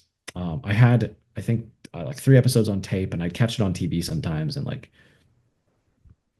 it's just oh yeah, Moon Knight's fun or whatever. It's just I'm sorry out there in listener land. It's on Disney Plus. You can go watch it. Yes. Spider-Man and His Amazing Friends. Anyway, um, We're in agreement so much on this so far. It's kind of scary. Next up, we've got number 4 seed Spider-Man No Way Home against X-Men the Animated Series. X-Men, Tough one. Tough one. X-Men, Are you X-Men. serious? Hmm. I'm going No Way Home on this one, man. No, Just it's to the see this nostalgia is thing. the culmination. This is nostalgia too. It's the culmination of the Spider-Man, uh, everything. The Amazing Spider-Man, the Sam Raimi Spider-Man. It's all woven up beautifully in this movie. I gotta go Spider-Man No Way Home here. It's such a great way to tie those properties in. Just you out there in listener land, you close your eyes and you picture Wolverine. You picture Wolverine. You will not think of Hugh Jackman in black leather, and you will not think of any of the other versions in the comics or whatever. You're gonna think of the yellow costume from the 90s X-Men cartoon.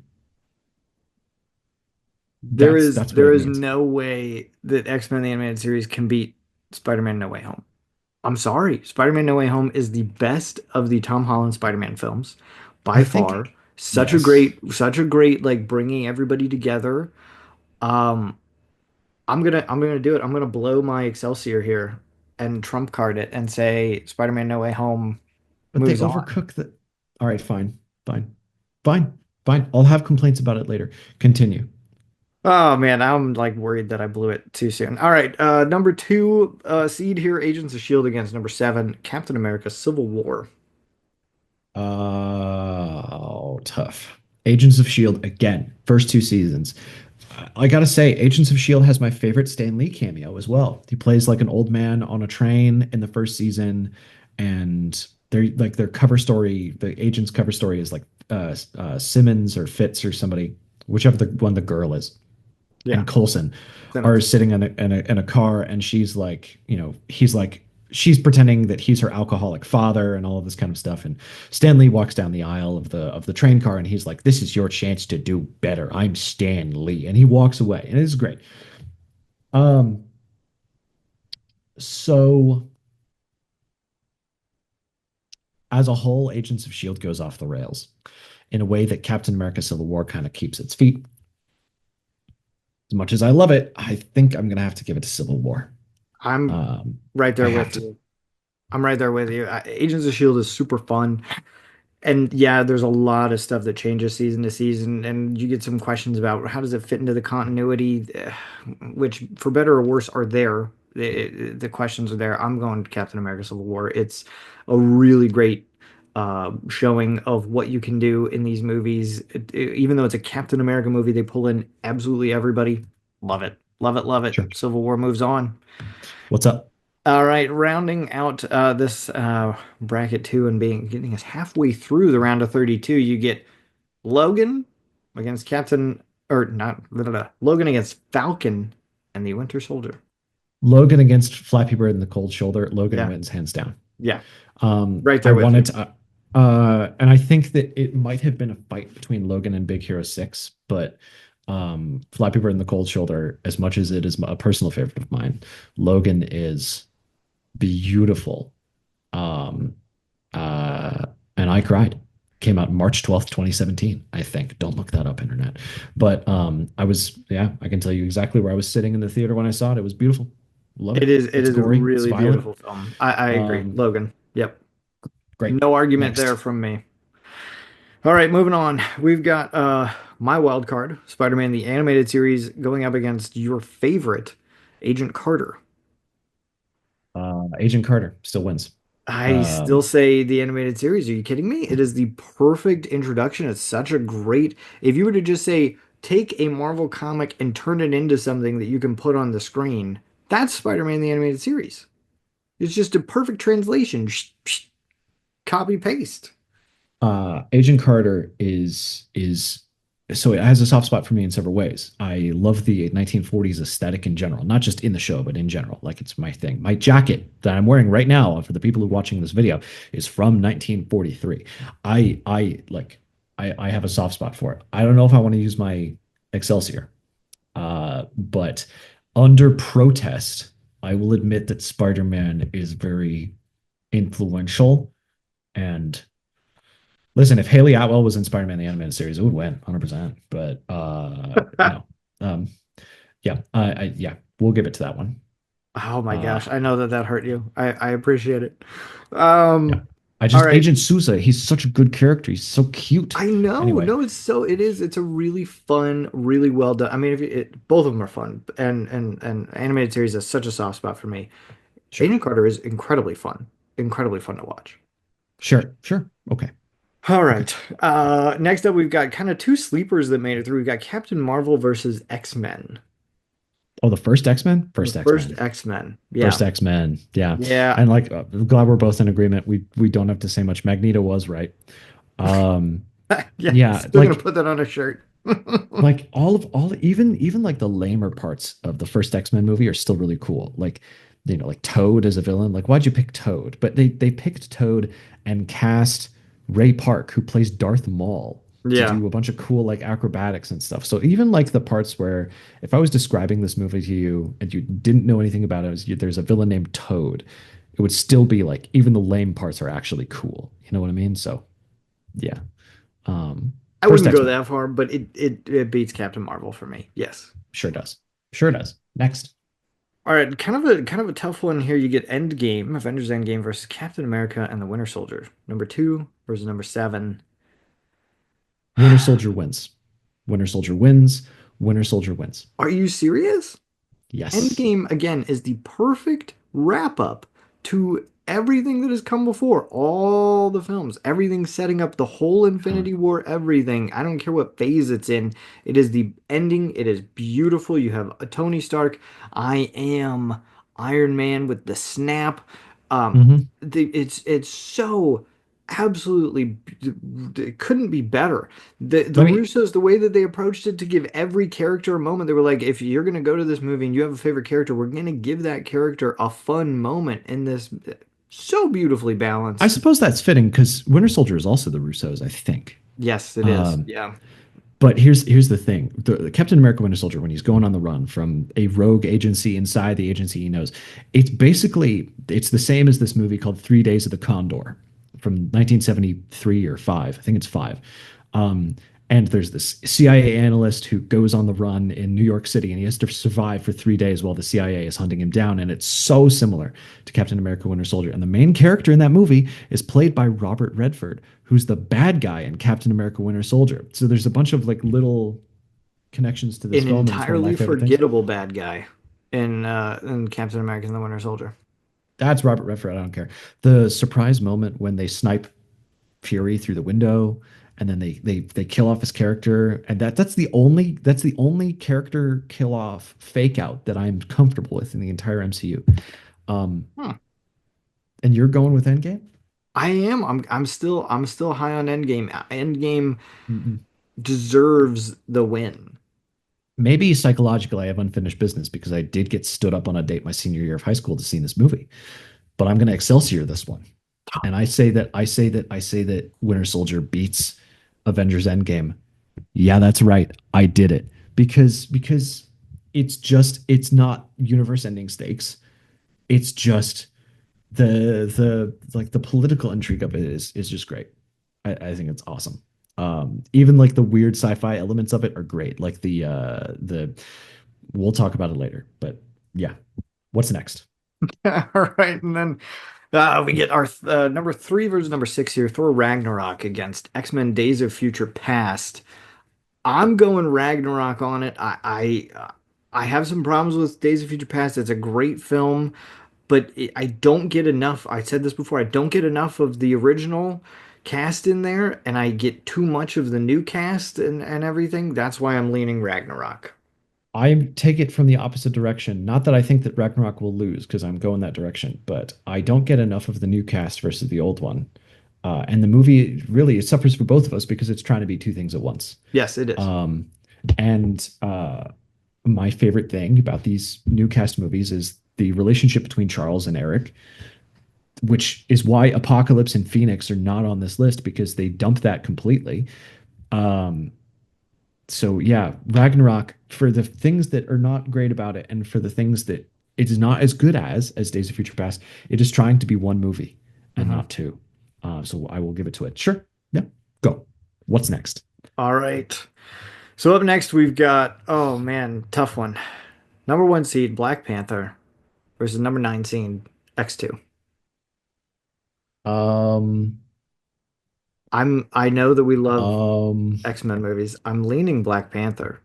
I'm not, and I already used my Excelsior, so I can't hear it. It's just that X2 is so uh it's so cool and brilliant and all of the things. And again, it expands the relationship between Charles and Eric. Um, it has the guts to kill off a main character at the end. Um, and like delves into Wolverine's backstory in a way that it doesn't give everything away, but still keeps the mystery and the alliance, the uneasy alliance between the Brotherhood and the X-Men at the end. And I think the reason I'm leaning Black Panther is because it was such a cultural phenomenon in a way that X2 wasn't. X2 is a sequel. It's better than the original, but Black Panther was a moment that that captivated people in a way that hadn't been done before. X2 is very, very, very, very good. It breaks my heart to lean Black Panther. But the reason I'm the only detractor that I have for X2 is that I don't get enough of what happens to the other students. The whole school is attacked. All the students run out, and then we only follow like two of them, and nobody cares. Nobody's which trying to find also, them. Nobody's trying to see if these other students are okay. That's yeah, my only tiny detractor from it.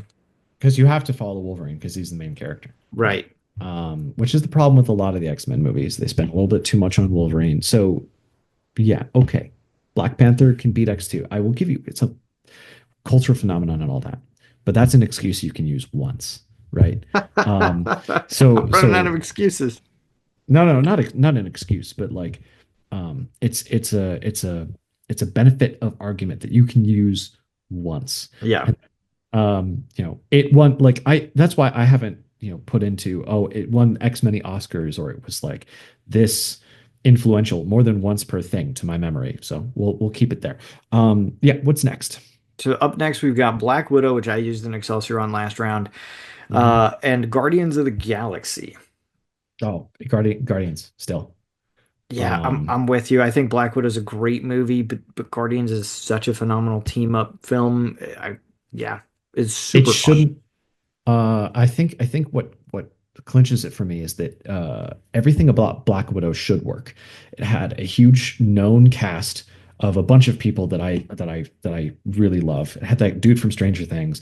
It had Rachel Weisz from The Mummy and Enemy at the Gates. I think she's great, and of course Scarlett Johansson, as these known quantities coming in, like these very famous known quantities. There were some other names in there as well. Um, Guardians of the Galaxy was a lot of unknown heroes that nobody gave a crap about, and Hmm. it on paper should not have worked. And then it flipped everything on its head and worked really well. Black Widow should have worked on paper and kind of worked, but Guardians is a much bigger like flip of that expectation. So on the merits of the film, I give it to Guardians. Yeah. Yeah, I couldn't say it better myself. I'm with you there. Mm. Next, we have Iron Man, number 2 seed versus Deadpool, number 10 seed. Yeah, I that's as far as I'll take my good buddy Wade Wilson. Um, Right there with you. yep. Um, I'm disappointed he Iron made it that far. no, Um, no, no. There are excellently edited scenes and sequences in the first Deadpool, and there is excellent dialogue, which has not been really replicated in the further Deadpool movies. In the comics, he has near sort of a split personality, and you can tell which talk balloons are different sides of his personality. That almost comes through in the first Deadpool. They never really go that far. Um, it was worth getting out of the first round, but Iron Man, it's Iron Man. that's Iron Man. Started It's everything. Iron Man. Yeah. Yeah. So then to close out the round of 32, Excelsior's Yeah. spent. This is it. And then we're moving on to the Sweet 16. What's the Yep. last one into the Sweet 16? We've got Spider-Man 2 up against Spider-Man Far From Home. Okay, it's Spider-Man 2. Yeah, I agree with you. And Um, just on the villains alone, Doc Ock versus Mysterio, I think the Mysterio villain is fun. Jake Gyllenhaal does a good job with it, but it gets a little bit too much at the end when he's got all the actors and everybody kind of working with him, and it loses it for Also, a little bit. I like a redemption for a villain.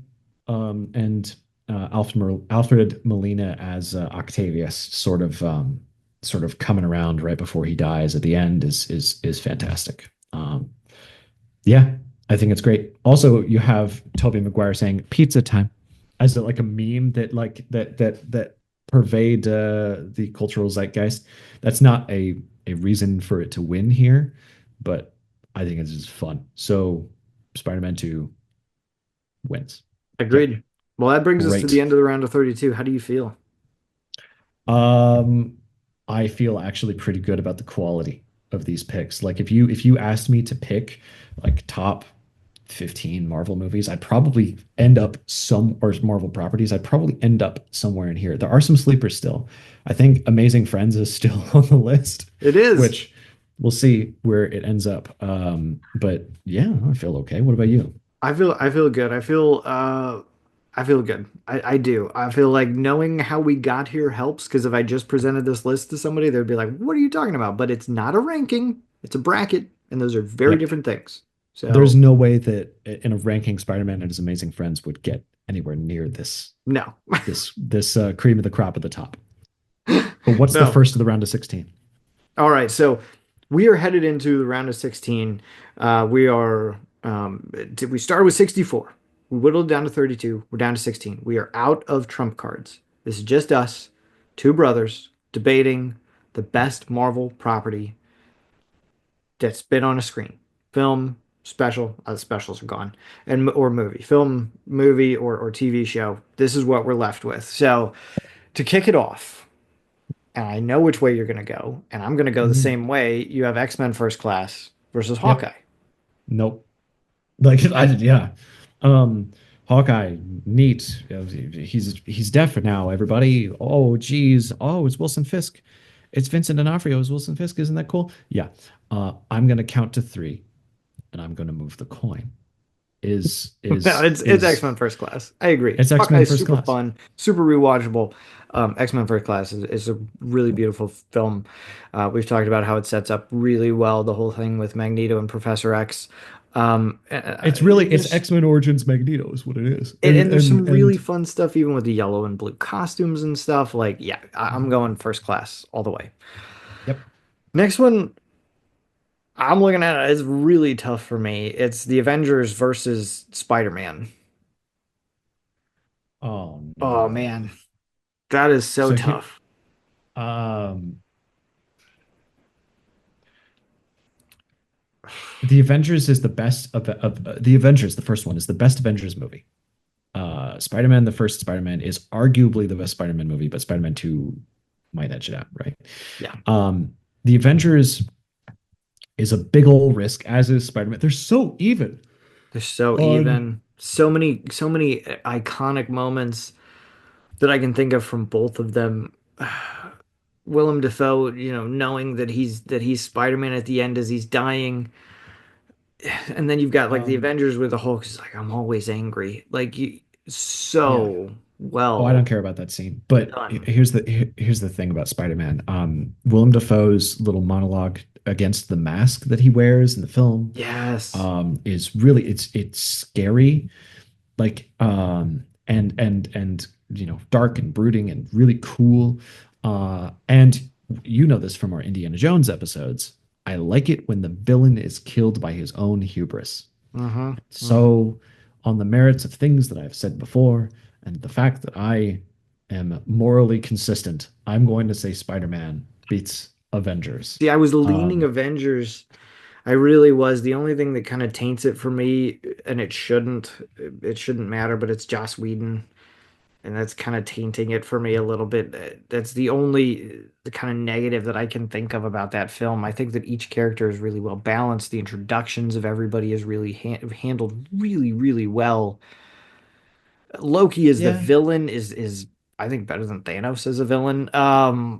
yes, he Yeah, is. But I Loki as a villain plays off of all of the heroes very nicely. Um, you can put someone very serious and scary up against Captain America, but you can't put someone very serious and scary up against Thor and Captain America and Iron Man and all of these people.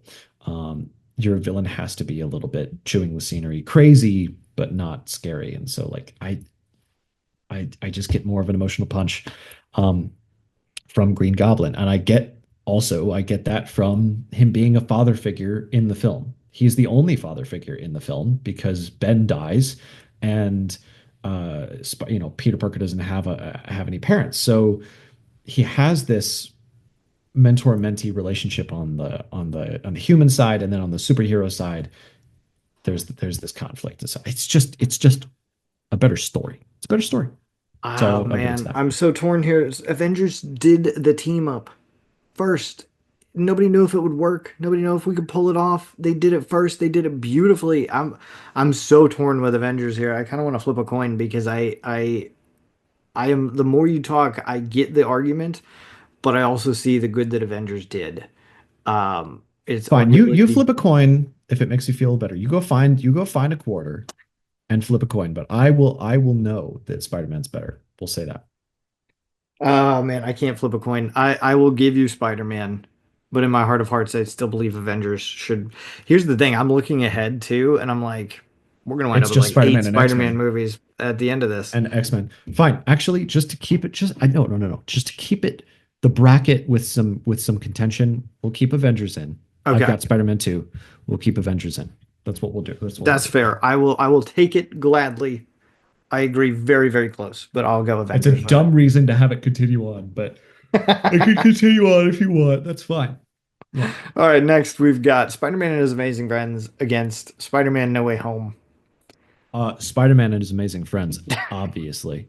Uh, it's I got think we've taken it as far as we can take it. it's got that episode with Siberia taking over the X Mansion, man. It's got Thunderbird. Get name another Marvel property with the superhero Thunderbird. He turns Yeah, he was into a killed off in bear. one comic. He was never used again. He turns into a bear I in the know. show. I don't think he even turns into a bear in the comics.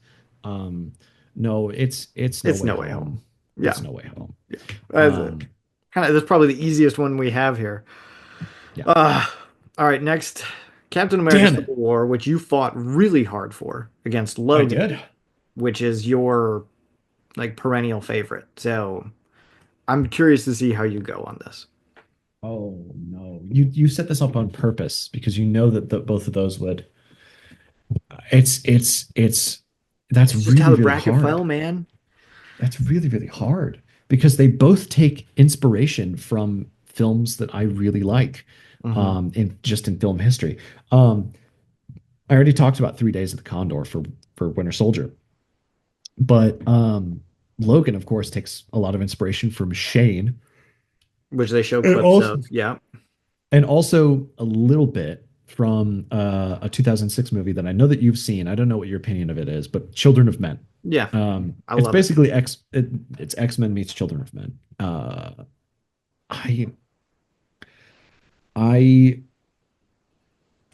I I oh no, oh no, oh I would guess geez. this shouldn't influence you at all, but I would guess that the audience is higher on Logan than they are on Civil War. Sure. And there's so many like things you could say. Which one is more rewatchable? It's Civil War. Oh wait, sorry, did you say Civil War or Winter Soldier? Civil War. Oh, oh, it's Logan, obviously. Yeah. Here's where I'm at The with Winter this. Soldier is a question. I was confused. Winter Soldier is a question. Civil War is not Here's where I am at with this. all. I'm leaning Civil War hard. Logan for me feels like the second film in a trilogy, and we're missing the first because they allude to what happens with the extinction of the X-Men, but we Mhm. don't see it. And then it sets up all this the kids and what how they're gonna X-23 and all her compatriots and what's gonna happen with them, but we don't get any payoff there either. And I get it, it's just Wolverine's Logan's story ending, but I'm missing bookends on it. And so for me, it was kind of a detractor. I was like trying to figure out the previous part and look ahead to what's coming next.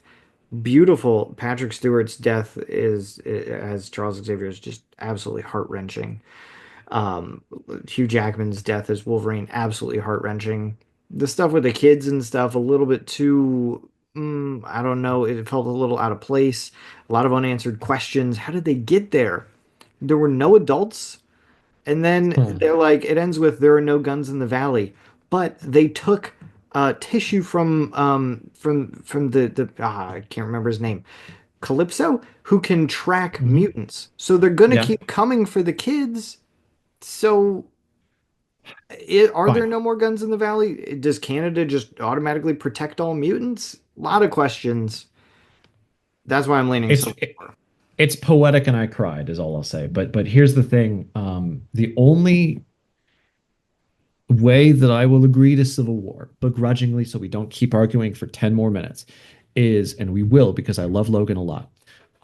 It does not wrap the thing that I really am invested in the X-Men films, and that is the relationship between Charles and Eric. And I'll say it again, right? So um Charles dies and Logan dies and all this kind of stuff, and you cry and all this kind of stuff, but there is not a wrap up for Magneto.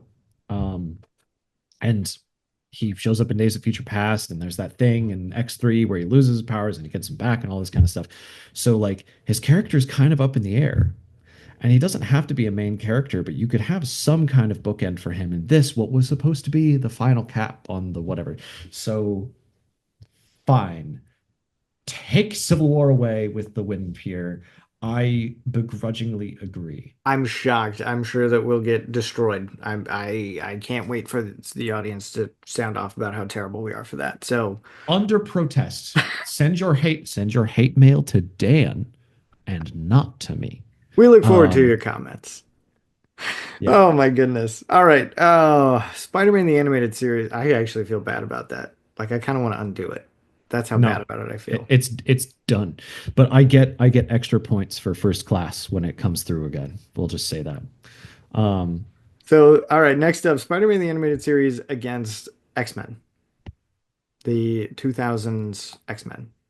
oh damn it. Spider-Man the animated series. I think so too. I really do. Yep. Um, It's a little bit biased because it's got a lot more content, a lot more opportunity to do a lot of cool stuff. Because like if if X-Men if you took those characters and expanded that world, not just X-Men in general, but that world into an animated series, you could do a lot of really interesting stuff. But I said it for the X-Men 90s show is like picture Wolverine.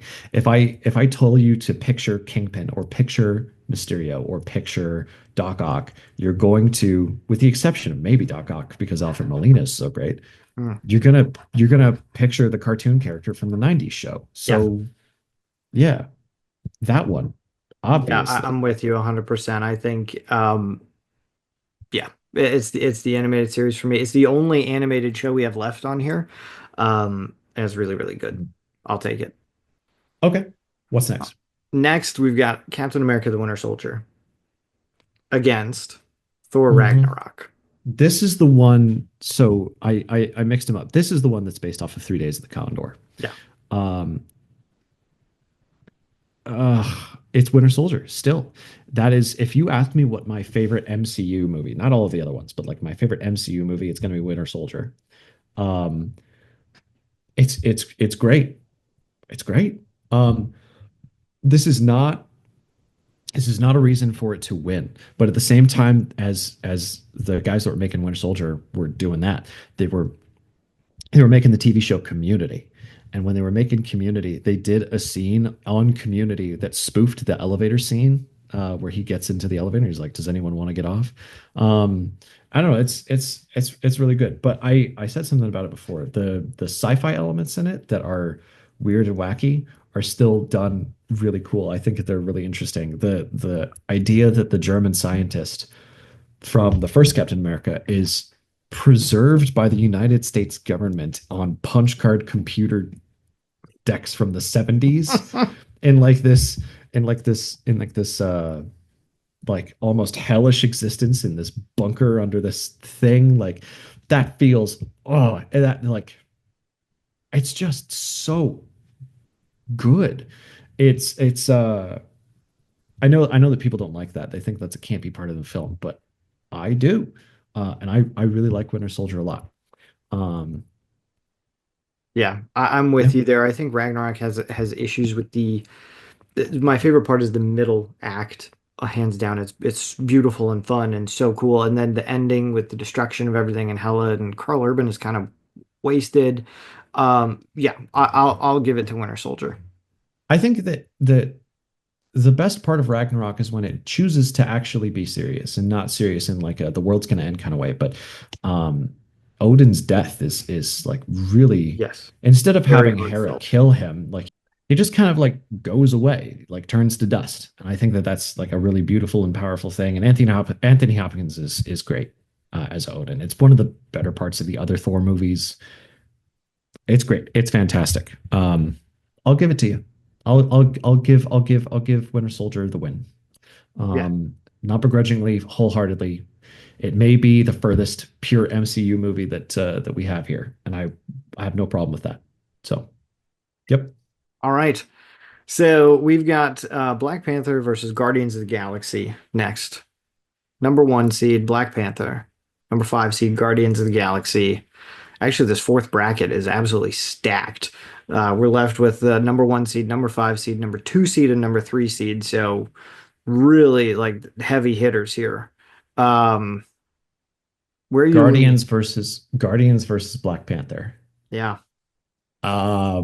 So what do I compare? Black Panther doesn't overcook the humor, neither does Guardians. Black Panther, is something that has a character that's introduced in another movie, and Guardians also has these characters that you know have an unusual introduction because like you just don't know them at all. Um, I'm thinking about the climax of each film. What Yes. gets me about Black Panther is the moral conflict of the film, of of the isolationism of Wakanda and becoming a world power and all of this kind of stuff is a very interesting intellectual exercise. But it still ends up as a fist fight between two characters at the end. Yeah, and it is kind of poor. It's very poorly lit. The CGI isn't that great, and so you're struggling to see and understand what's going on in that fight, um, which is a Whereas detractor for me. Guardians has world-ending, galaxy-ending stakes, which I usually don't go for, but it ends as a subversion in this stupid dance-off thing, Yeah, which works really well. Sounds it dumb, really works does. really well. Works really well. Because of the mechanic that we've established earlier in the film, where one person cannot hold the stone without dying, and they all hold hands as a family unit, and they'll share the burden, and uh, that's the opposite of what happens in Black Panther, where something I think a very intellectually stimulating conflict is resolved with it does the same thing as WandaVision, where the ending is kind of like it's like a letdown. So I give it to Guardians. We'll get hate mail for that, I'm sure, because Oh Black yeah. Panther is a wonderful film, Yep. but the ending's a letdown and Guardians isn't. That's all I got. Yep. So I'm in agreement with you 100%. Yep. I'm right there with you. great. And then last into the Elite Eight, we've got Iron Man against Mm. Spider-Man 2. Get out your bleep button, Dan. Um, this is difficult. This is very difficult. This is very difficult. So I gotta so uh I think about similarities between these films and I think about differences, and they are the heroes are very different people. Iron Man is this arrogant person who learns humility, and Spider-Man is this very humble person who learns to be confident in himself when he loses his power a little bit. Yeah. So there's that. The villains are very different. You have this warmongering capitalist versus this scientist who's been corrupted by his own invention because he is the one who invents it. And the villain Iron Man is not the one who invents the technology that is his own downfall. So, oh gosh. If Um, I'm just looking at hero, the Iron Man's journey and the death of his um of that fellow scientist in the cave is so moving and so powerful. yeah, But Jensen. His name is Jensen. the villain in this goes to Spider-Man 2. I think the love interest in this, which we probably shouldn't base anything off, but that goes to Spider-Man 2. Um, yeah, Spider-Man losing his confidence in his powers and having to get that back and everything. Um, I'm giving the slightest edge to Spider-Man 2. I'd give it to Spider-Man 2 as well, not because of any of the things that you've listed, sort of because of the villain, but it's the personal relationship with the villain.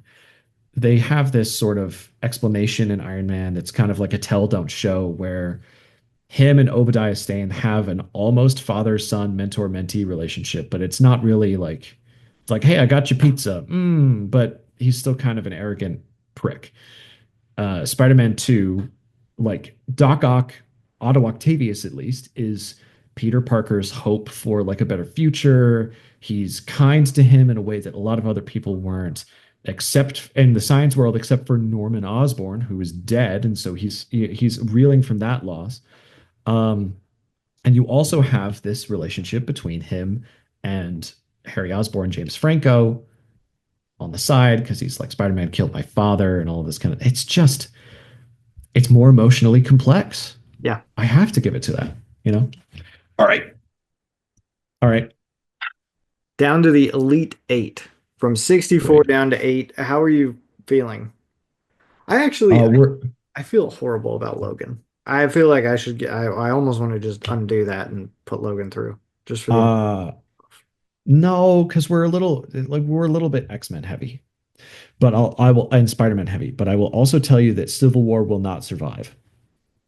I don't care who it's up yeah, against. I agree with you. Civil It War will probably not won't. survive. And we need some cannon fodder, right? So it was either that or Spider-Man and his amazing friends. If you put Logan in and take Civil War out, I want Spider-Man and his amazing friends back in as well. just so it gets destroyed by someone very serious. Um, I'm actually kind of surprised by where we wound up. Like I can logically see how we got to this, but I'm a little bit surprised by where we are. There are no number one seeds left. not the matchup. Just read them out. Just read out the list. So this is where we left. The Yeah. final eight as they stand. I'll do it in ranking. So the Hmm. highest to the lowest. So our highest ranked here remaining is Spider-Man 2. Sure. Next we've got Spider-Man No Way Home. Believable. Then we have Avengers. Perfectly serviceable. Both of our Captain America films, Captain America Civil Ex War and Captain America Winter Soldier. Acceptable. Oh, I missed Guardians of the Galaxy. That's in there. Sure. I Oh, skipped we're that not one. X-Men heavy. I thought we were. No, we've got X-Men First Class Yep. and we've got Spider-Man the Animated Series. That's So our, we've got one X-Men movie left. yeah, that's our Elite Eight. Oh, you know It's your what? Fine, I favorite. accept. Yes, it is. Yeah. But I Um, do feel bad about Logan getting the kick because that was we are very that's Captain an America upset. heavy. If you would have said we'll be this Captain America heavy, I'd be like, no way. I don't even like. Yeah, okay. We've made our bed. Let's continue. Made our choices. We have to live with it. Who's next? Oh, goodness. Okay, so coming up first, I think arguably the toughest matchup of this entire thing remaining. We've got X-Men First Class against Avengers. X-Men First Class. It's Avengers, man. I'm sorry. I Nope. know it's the last X-Men thing Nope. left. The whole thing with the Hellfire Club in that film is just kind of like eye-rollingly dumb. Um, That's like 4 minutes of screen time. yeah.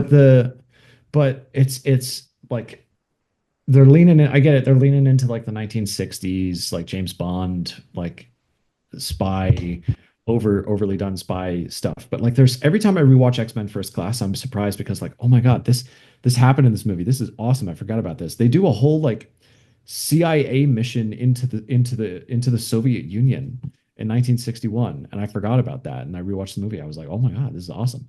Um, it has a lot of like little understated humor. It's a little understated humor. They're talking to the CIA guy, and he's like, "Do you want to see a magic trick?" And he's like, "Sure, get in the car." And he's like, "Get in the car," and he just gets in the car because he's Professor X, and he can change his mind. It also it does the same thing the Guardians does, where the list of heroes that they picked should not work, should not be interesting. I agree. Um, Banshee and Havoc and Havoc. yeah. Yeah, Banshee, Havoc, Mystique as Professor X's like younger sister is a very interesting Eh, direction to take things. it's fine.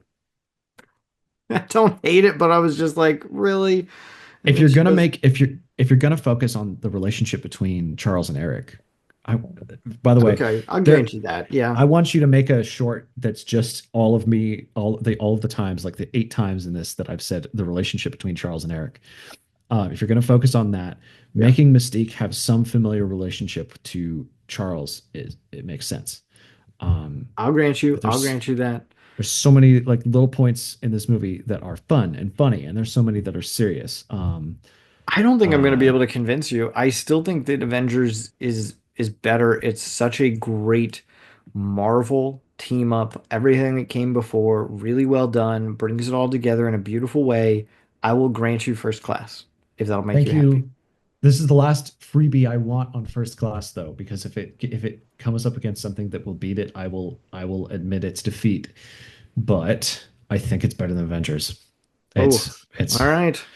yep, yep. All right. So now we're up Spider-Man No Way Home against Hmm. Captain America Civil War. Oh, it's No Way Home. It's No Way Home. It's No Way You're Home. you're I right. It would have been Logan, which would have been really tough, but That would have I been really tough, and it probably still would have won. Um, because No Way Home does the reveals right. It could have bungled it. It could have fumbled that football so easily. oh yeah. But the intro of Andrew Garfield and Tobey Maguire is really lovely. The best scene in all of No Way Home, though, is when Peter has just lost Aunt May and he's being consoled by his two friends on the rooftop. Um, that hit really hard for me. And that if that brings it in contention to possibly beat Logan, it definitely beats Civil War. Get out Yeah. of here. Yeah. I agree. It's such a really good, I mean, I said this before, it's a really good way to tie in what has come before. Um, can't, yeah, it's an easy win for No Way Home for that. All right, now we're coming up against Spider-Man the Animated Series against what is, I never would have guessed, I feel like it's your favorite Marvel movie at this point, Captain America, the Winter Soldier. It is my favorite Marvel movie at this point. Um, it is because it doesn't feel like a Marvel movie at all. It feels like a spy thriller. It feels like a 1970s spy thriller. It feels like another series of films which I absolutely adore. I just watched the first one the other day. It feels like the Bourne movies. It feels like the Bourne Identity. Bourne Identity is a great movie. Captain America: Winter Soldier is a great movie. I don't even remember what it's going up against. Spider-Man the Animated Series. The Oh animated crap! series, which is I've That one made all my arguments actually for is. it about it being the gateway drug to Marvel and being the perfect microcosm of the comics to everything. If you want Winter Soldier, I if anything, it makes me want to go and rewatch that movie and like give it another viewing just to see how good it is. I mean, I do think like everything with Black Widow and Captain America is incredibly fun.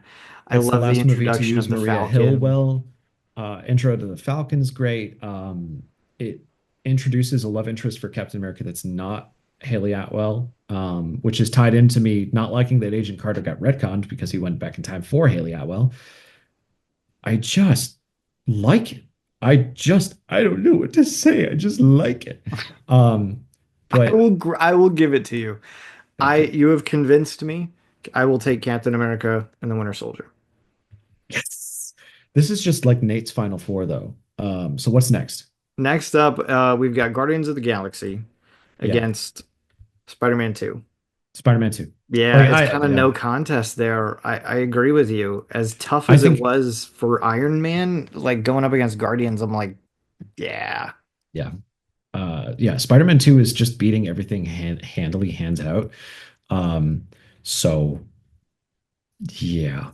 Um I have almost nothing else intelligent to say about the film other than like it's just really, really good. Um what's the I, final four? so here's our final four. I'm shocked. If you would have said like pick the final four before we started, I never would have come up with these.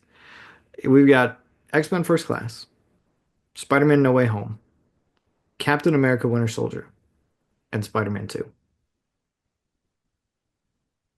Tough. I accept.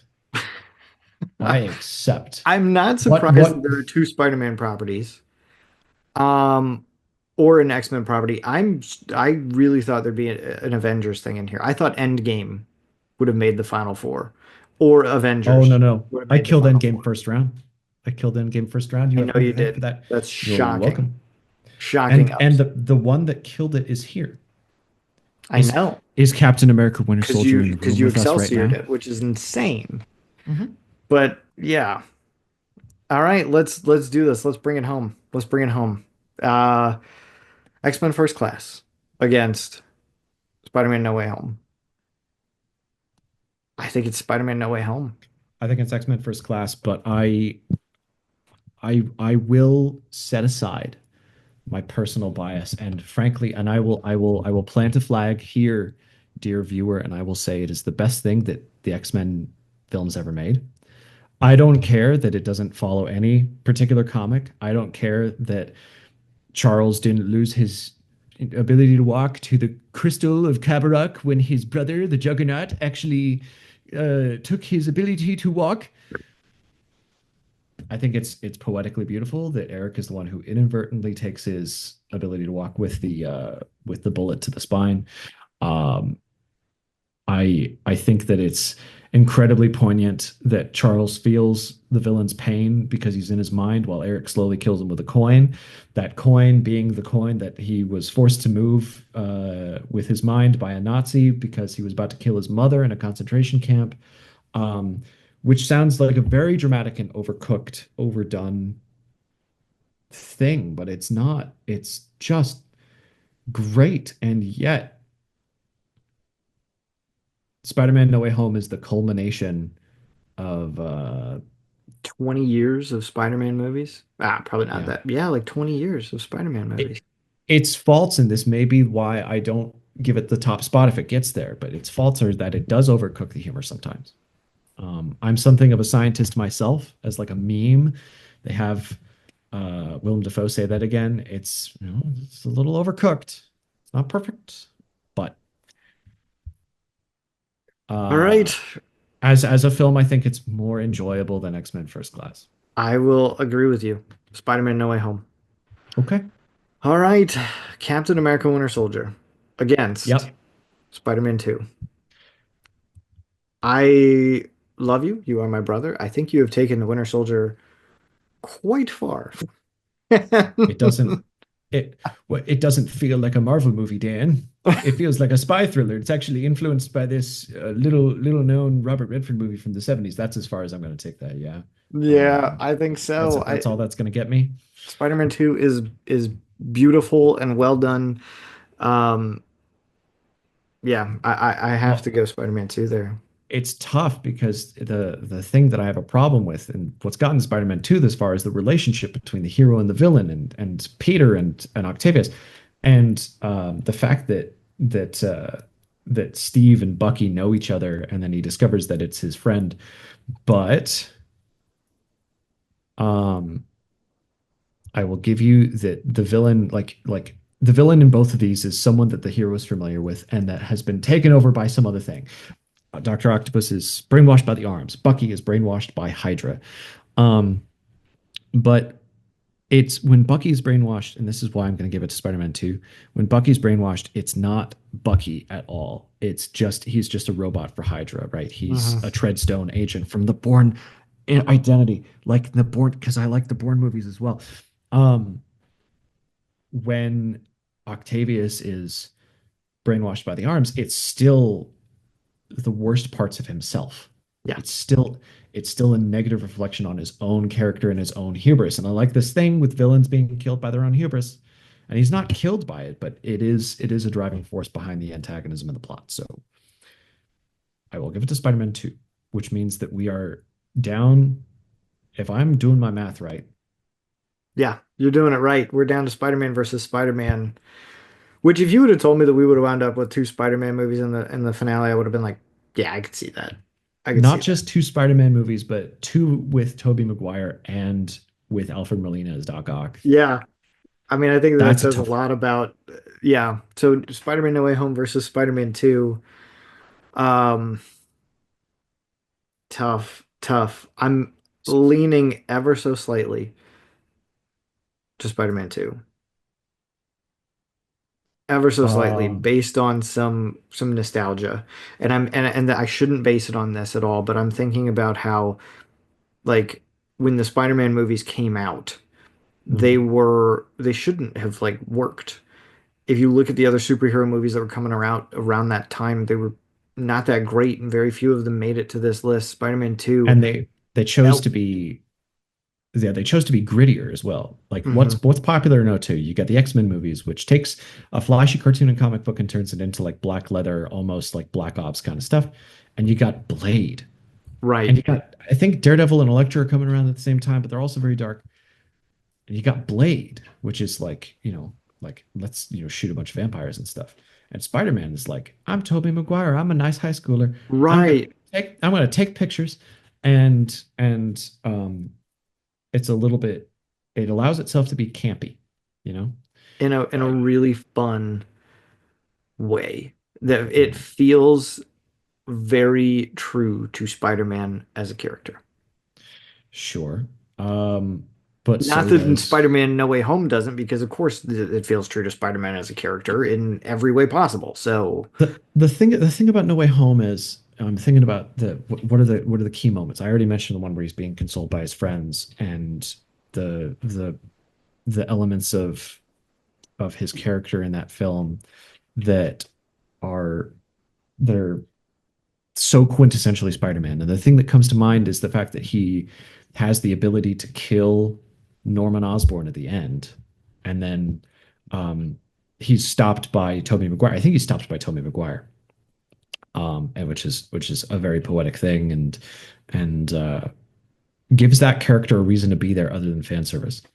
What I don't like about No Way Home, and perhaps I should have thought about this earlier, is it does the thing that happened in the comics where everyone forgets, including Mary Jane, that he's Spider-Man. In the comics, it happens after Civil War.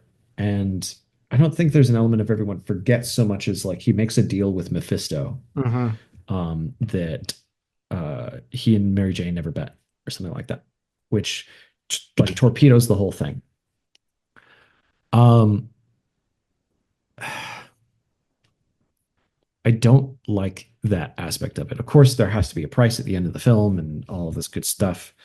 Um, but I don't like that aspect of it. The other thing that I'm thinking of is like the essential moments of No Way Home are the ones that I've just listed. It's the death of Aunt May being consoled, the other Spider-Man stopping him from killing the villains. But there is a lot of fat that you can trim out of that film. Hmm. A lot of the stuff with Doctor Strange sets up the multiverse, but a lot of it is, it drags on a little bit. And you don't need Electro and Sandman and really it's Norman and Octavius that really matter. Right. Spider-Man 2 is just a very lean film. There's not much going on that doesn't matter. And both films feature J.K. Simmons as J. Jonah Jameson. Yes. This is which is perfect casting.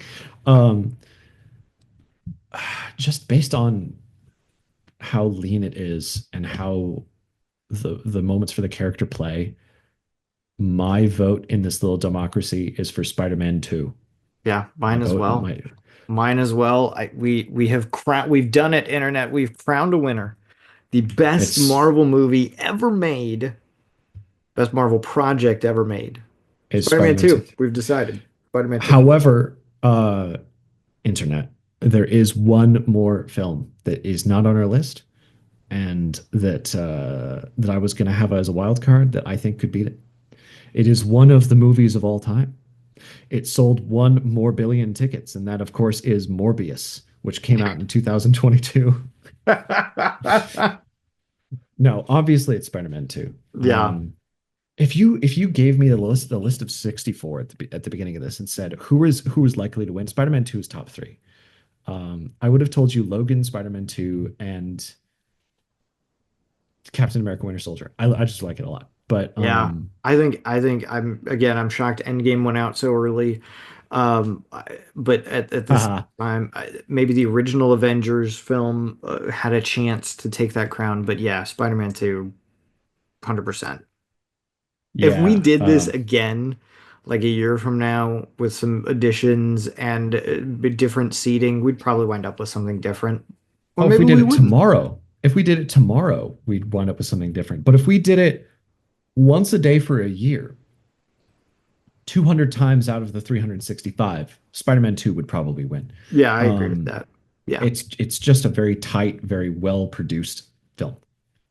Yeah. Um, but yeah, what do you think, internet? What did we get wrong?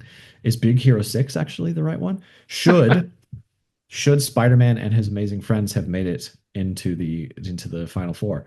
I think it should have. But you get in the comments and tell us where we're wrong with this particular little endeavor. Yeah. Thank you for as always for watching. Tell us everything and yeah, just we this was a super long thing, so we enjoy you spending our time with us. It's a great to have Nate back, isn't it? He should always Oh come yes, back. it's fantastic. We had to do every piece of media out of an entire franchise to All to the get good me to ones. get me on camera. I mean, we didn't Yeah. talk about like the bad ones, but yeah, Oh, well, we could do that next. we could find the worst. Morbius would win that.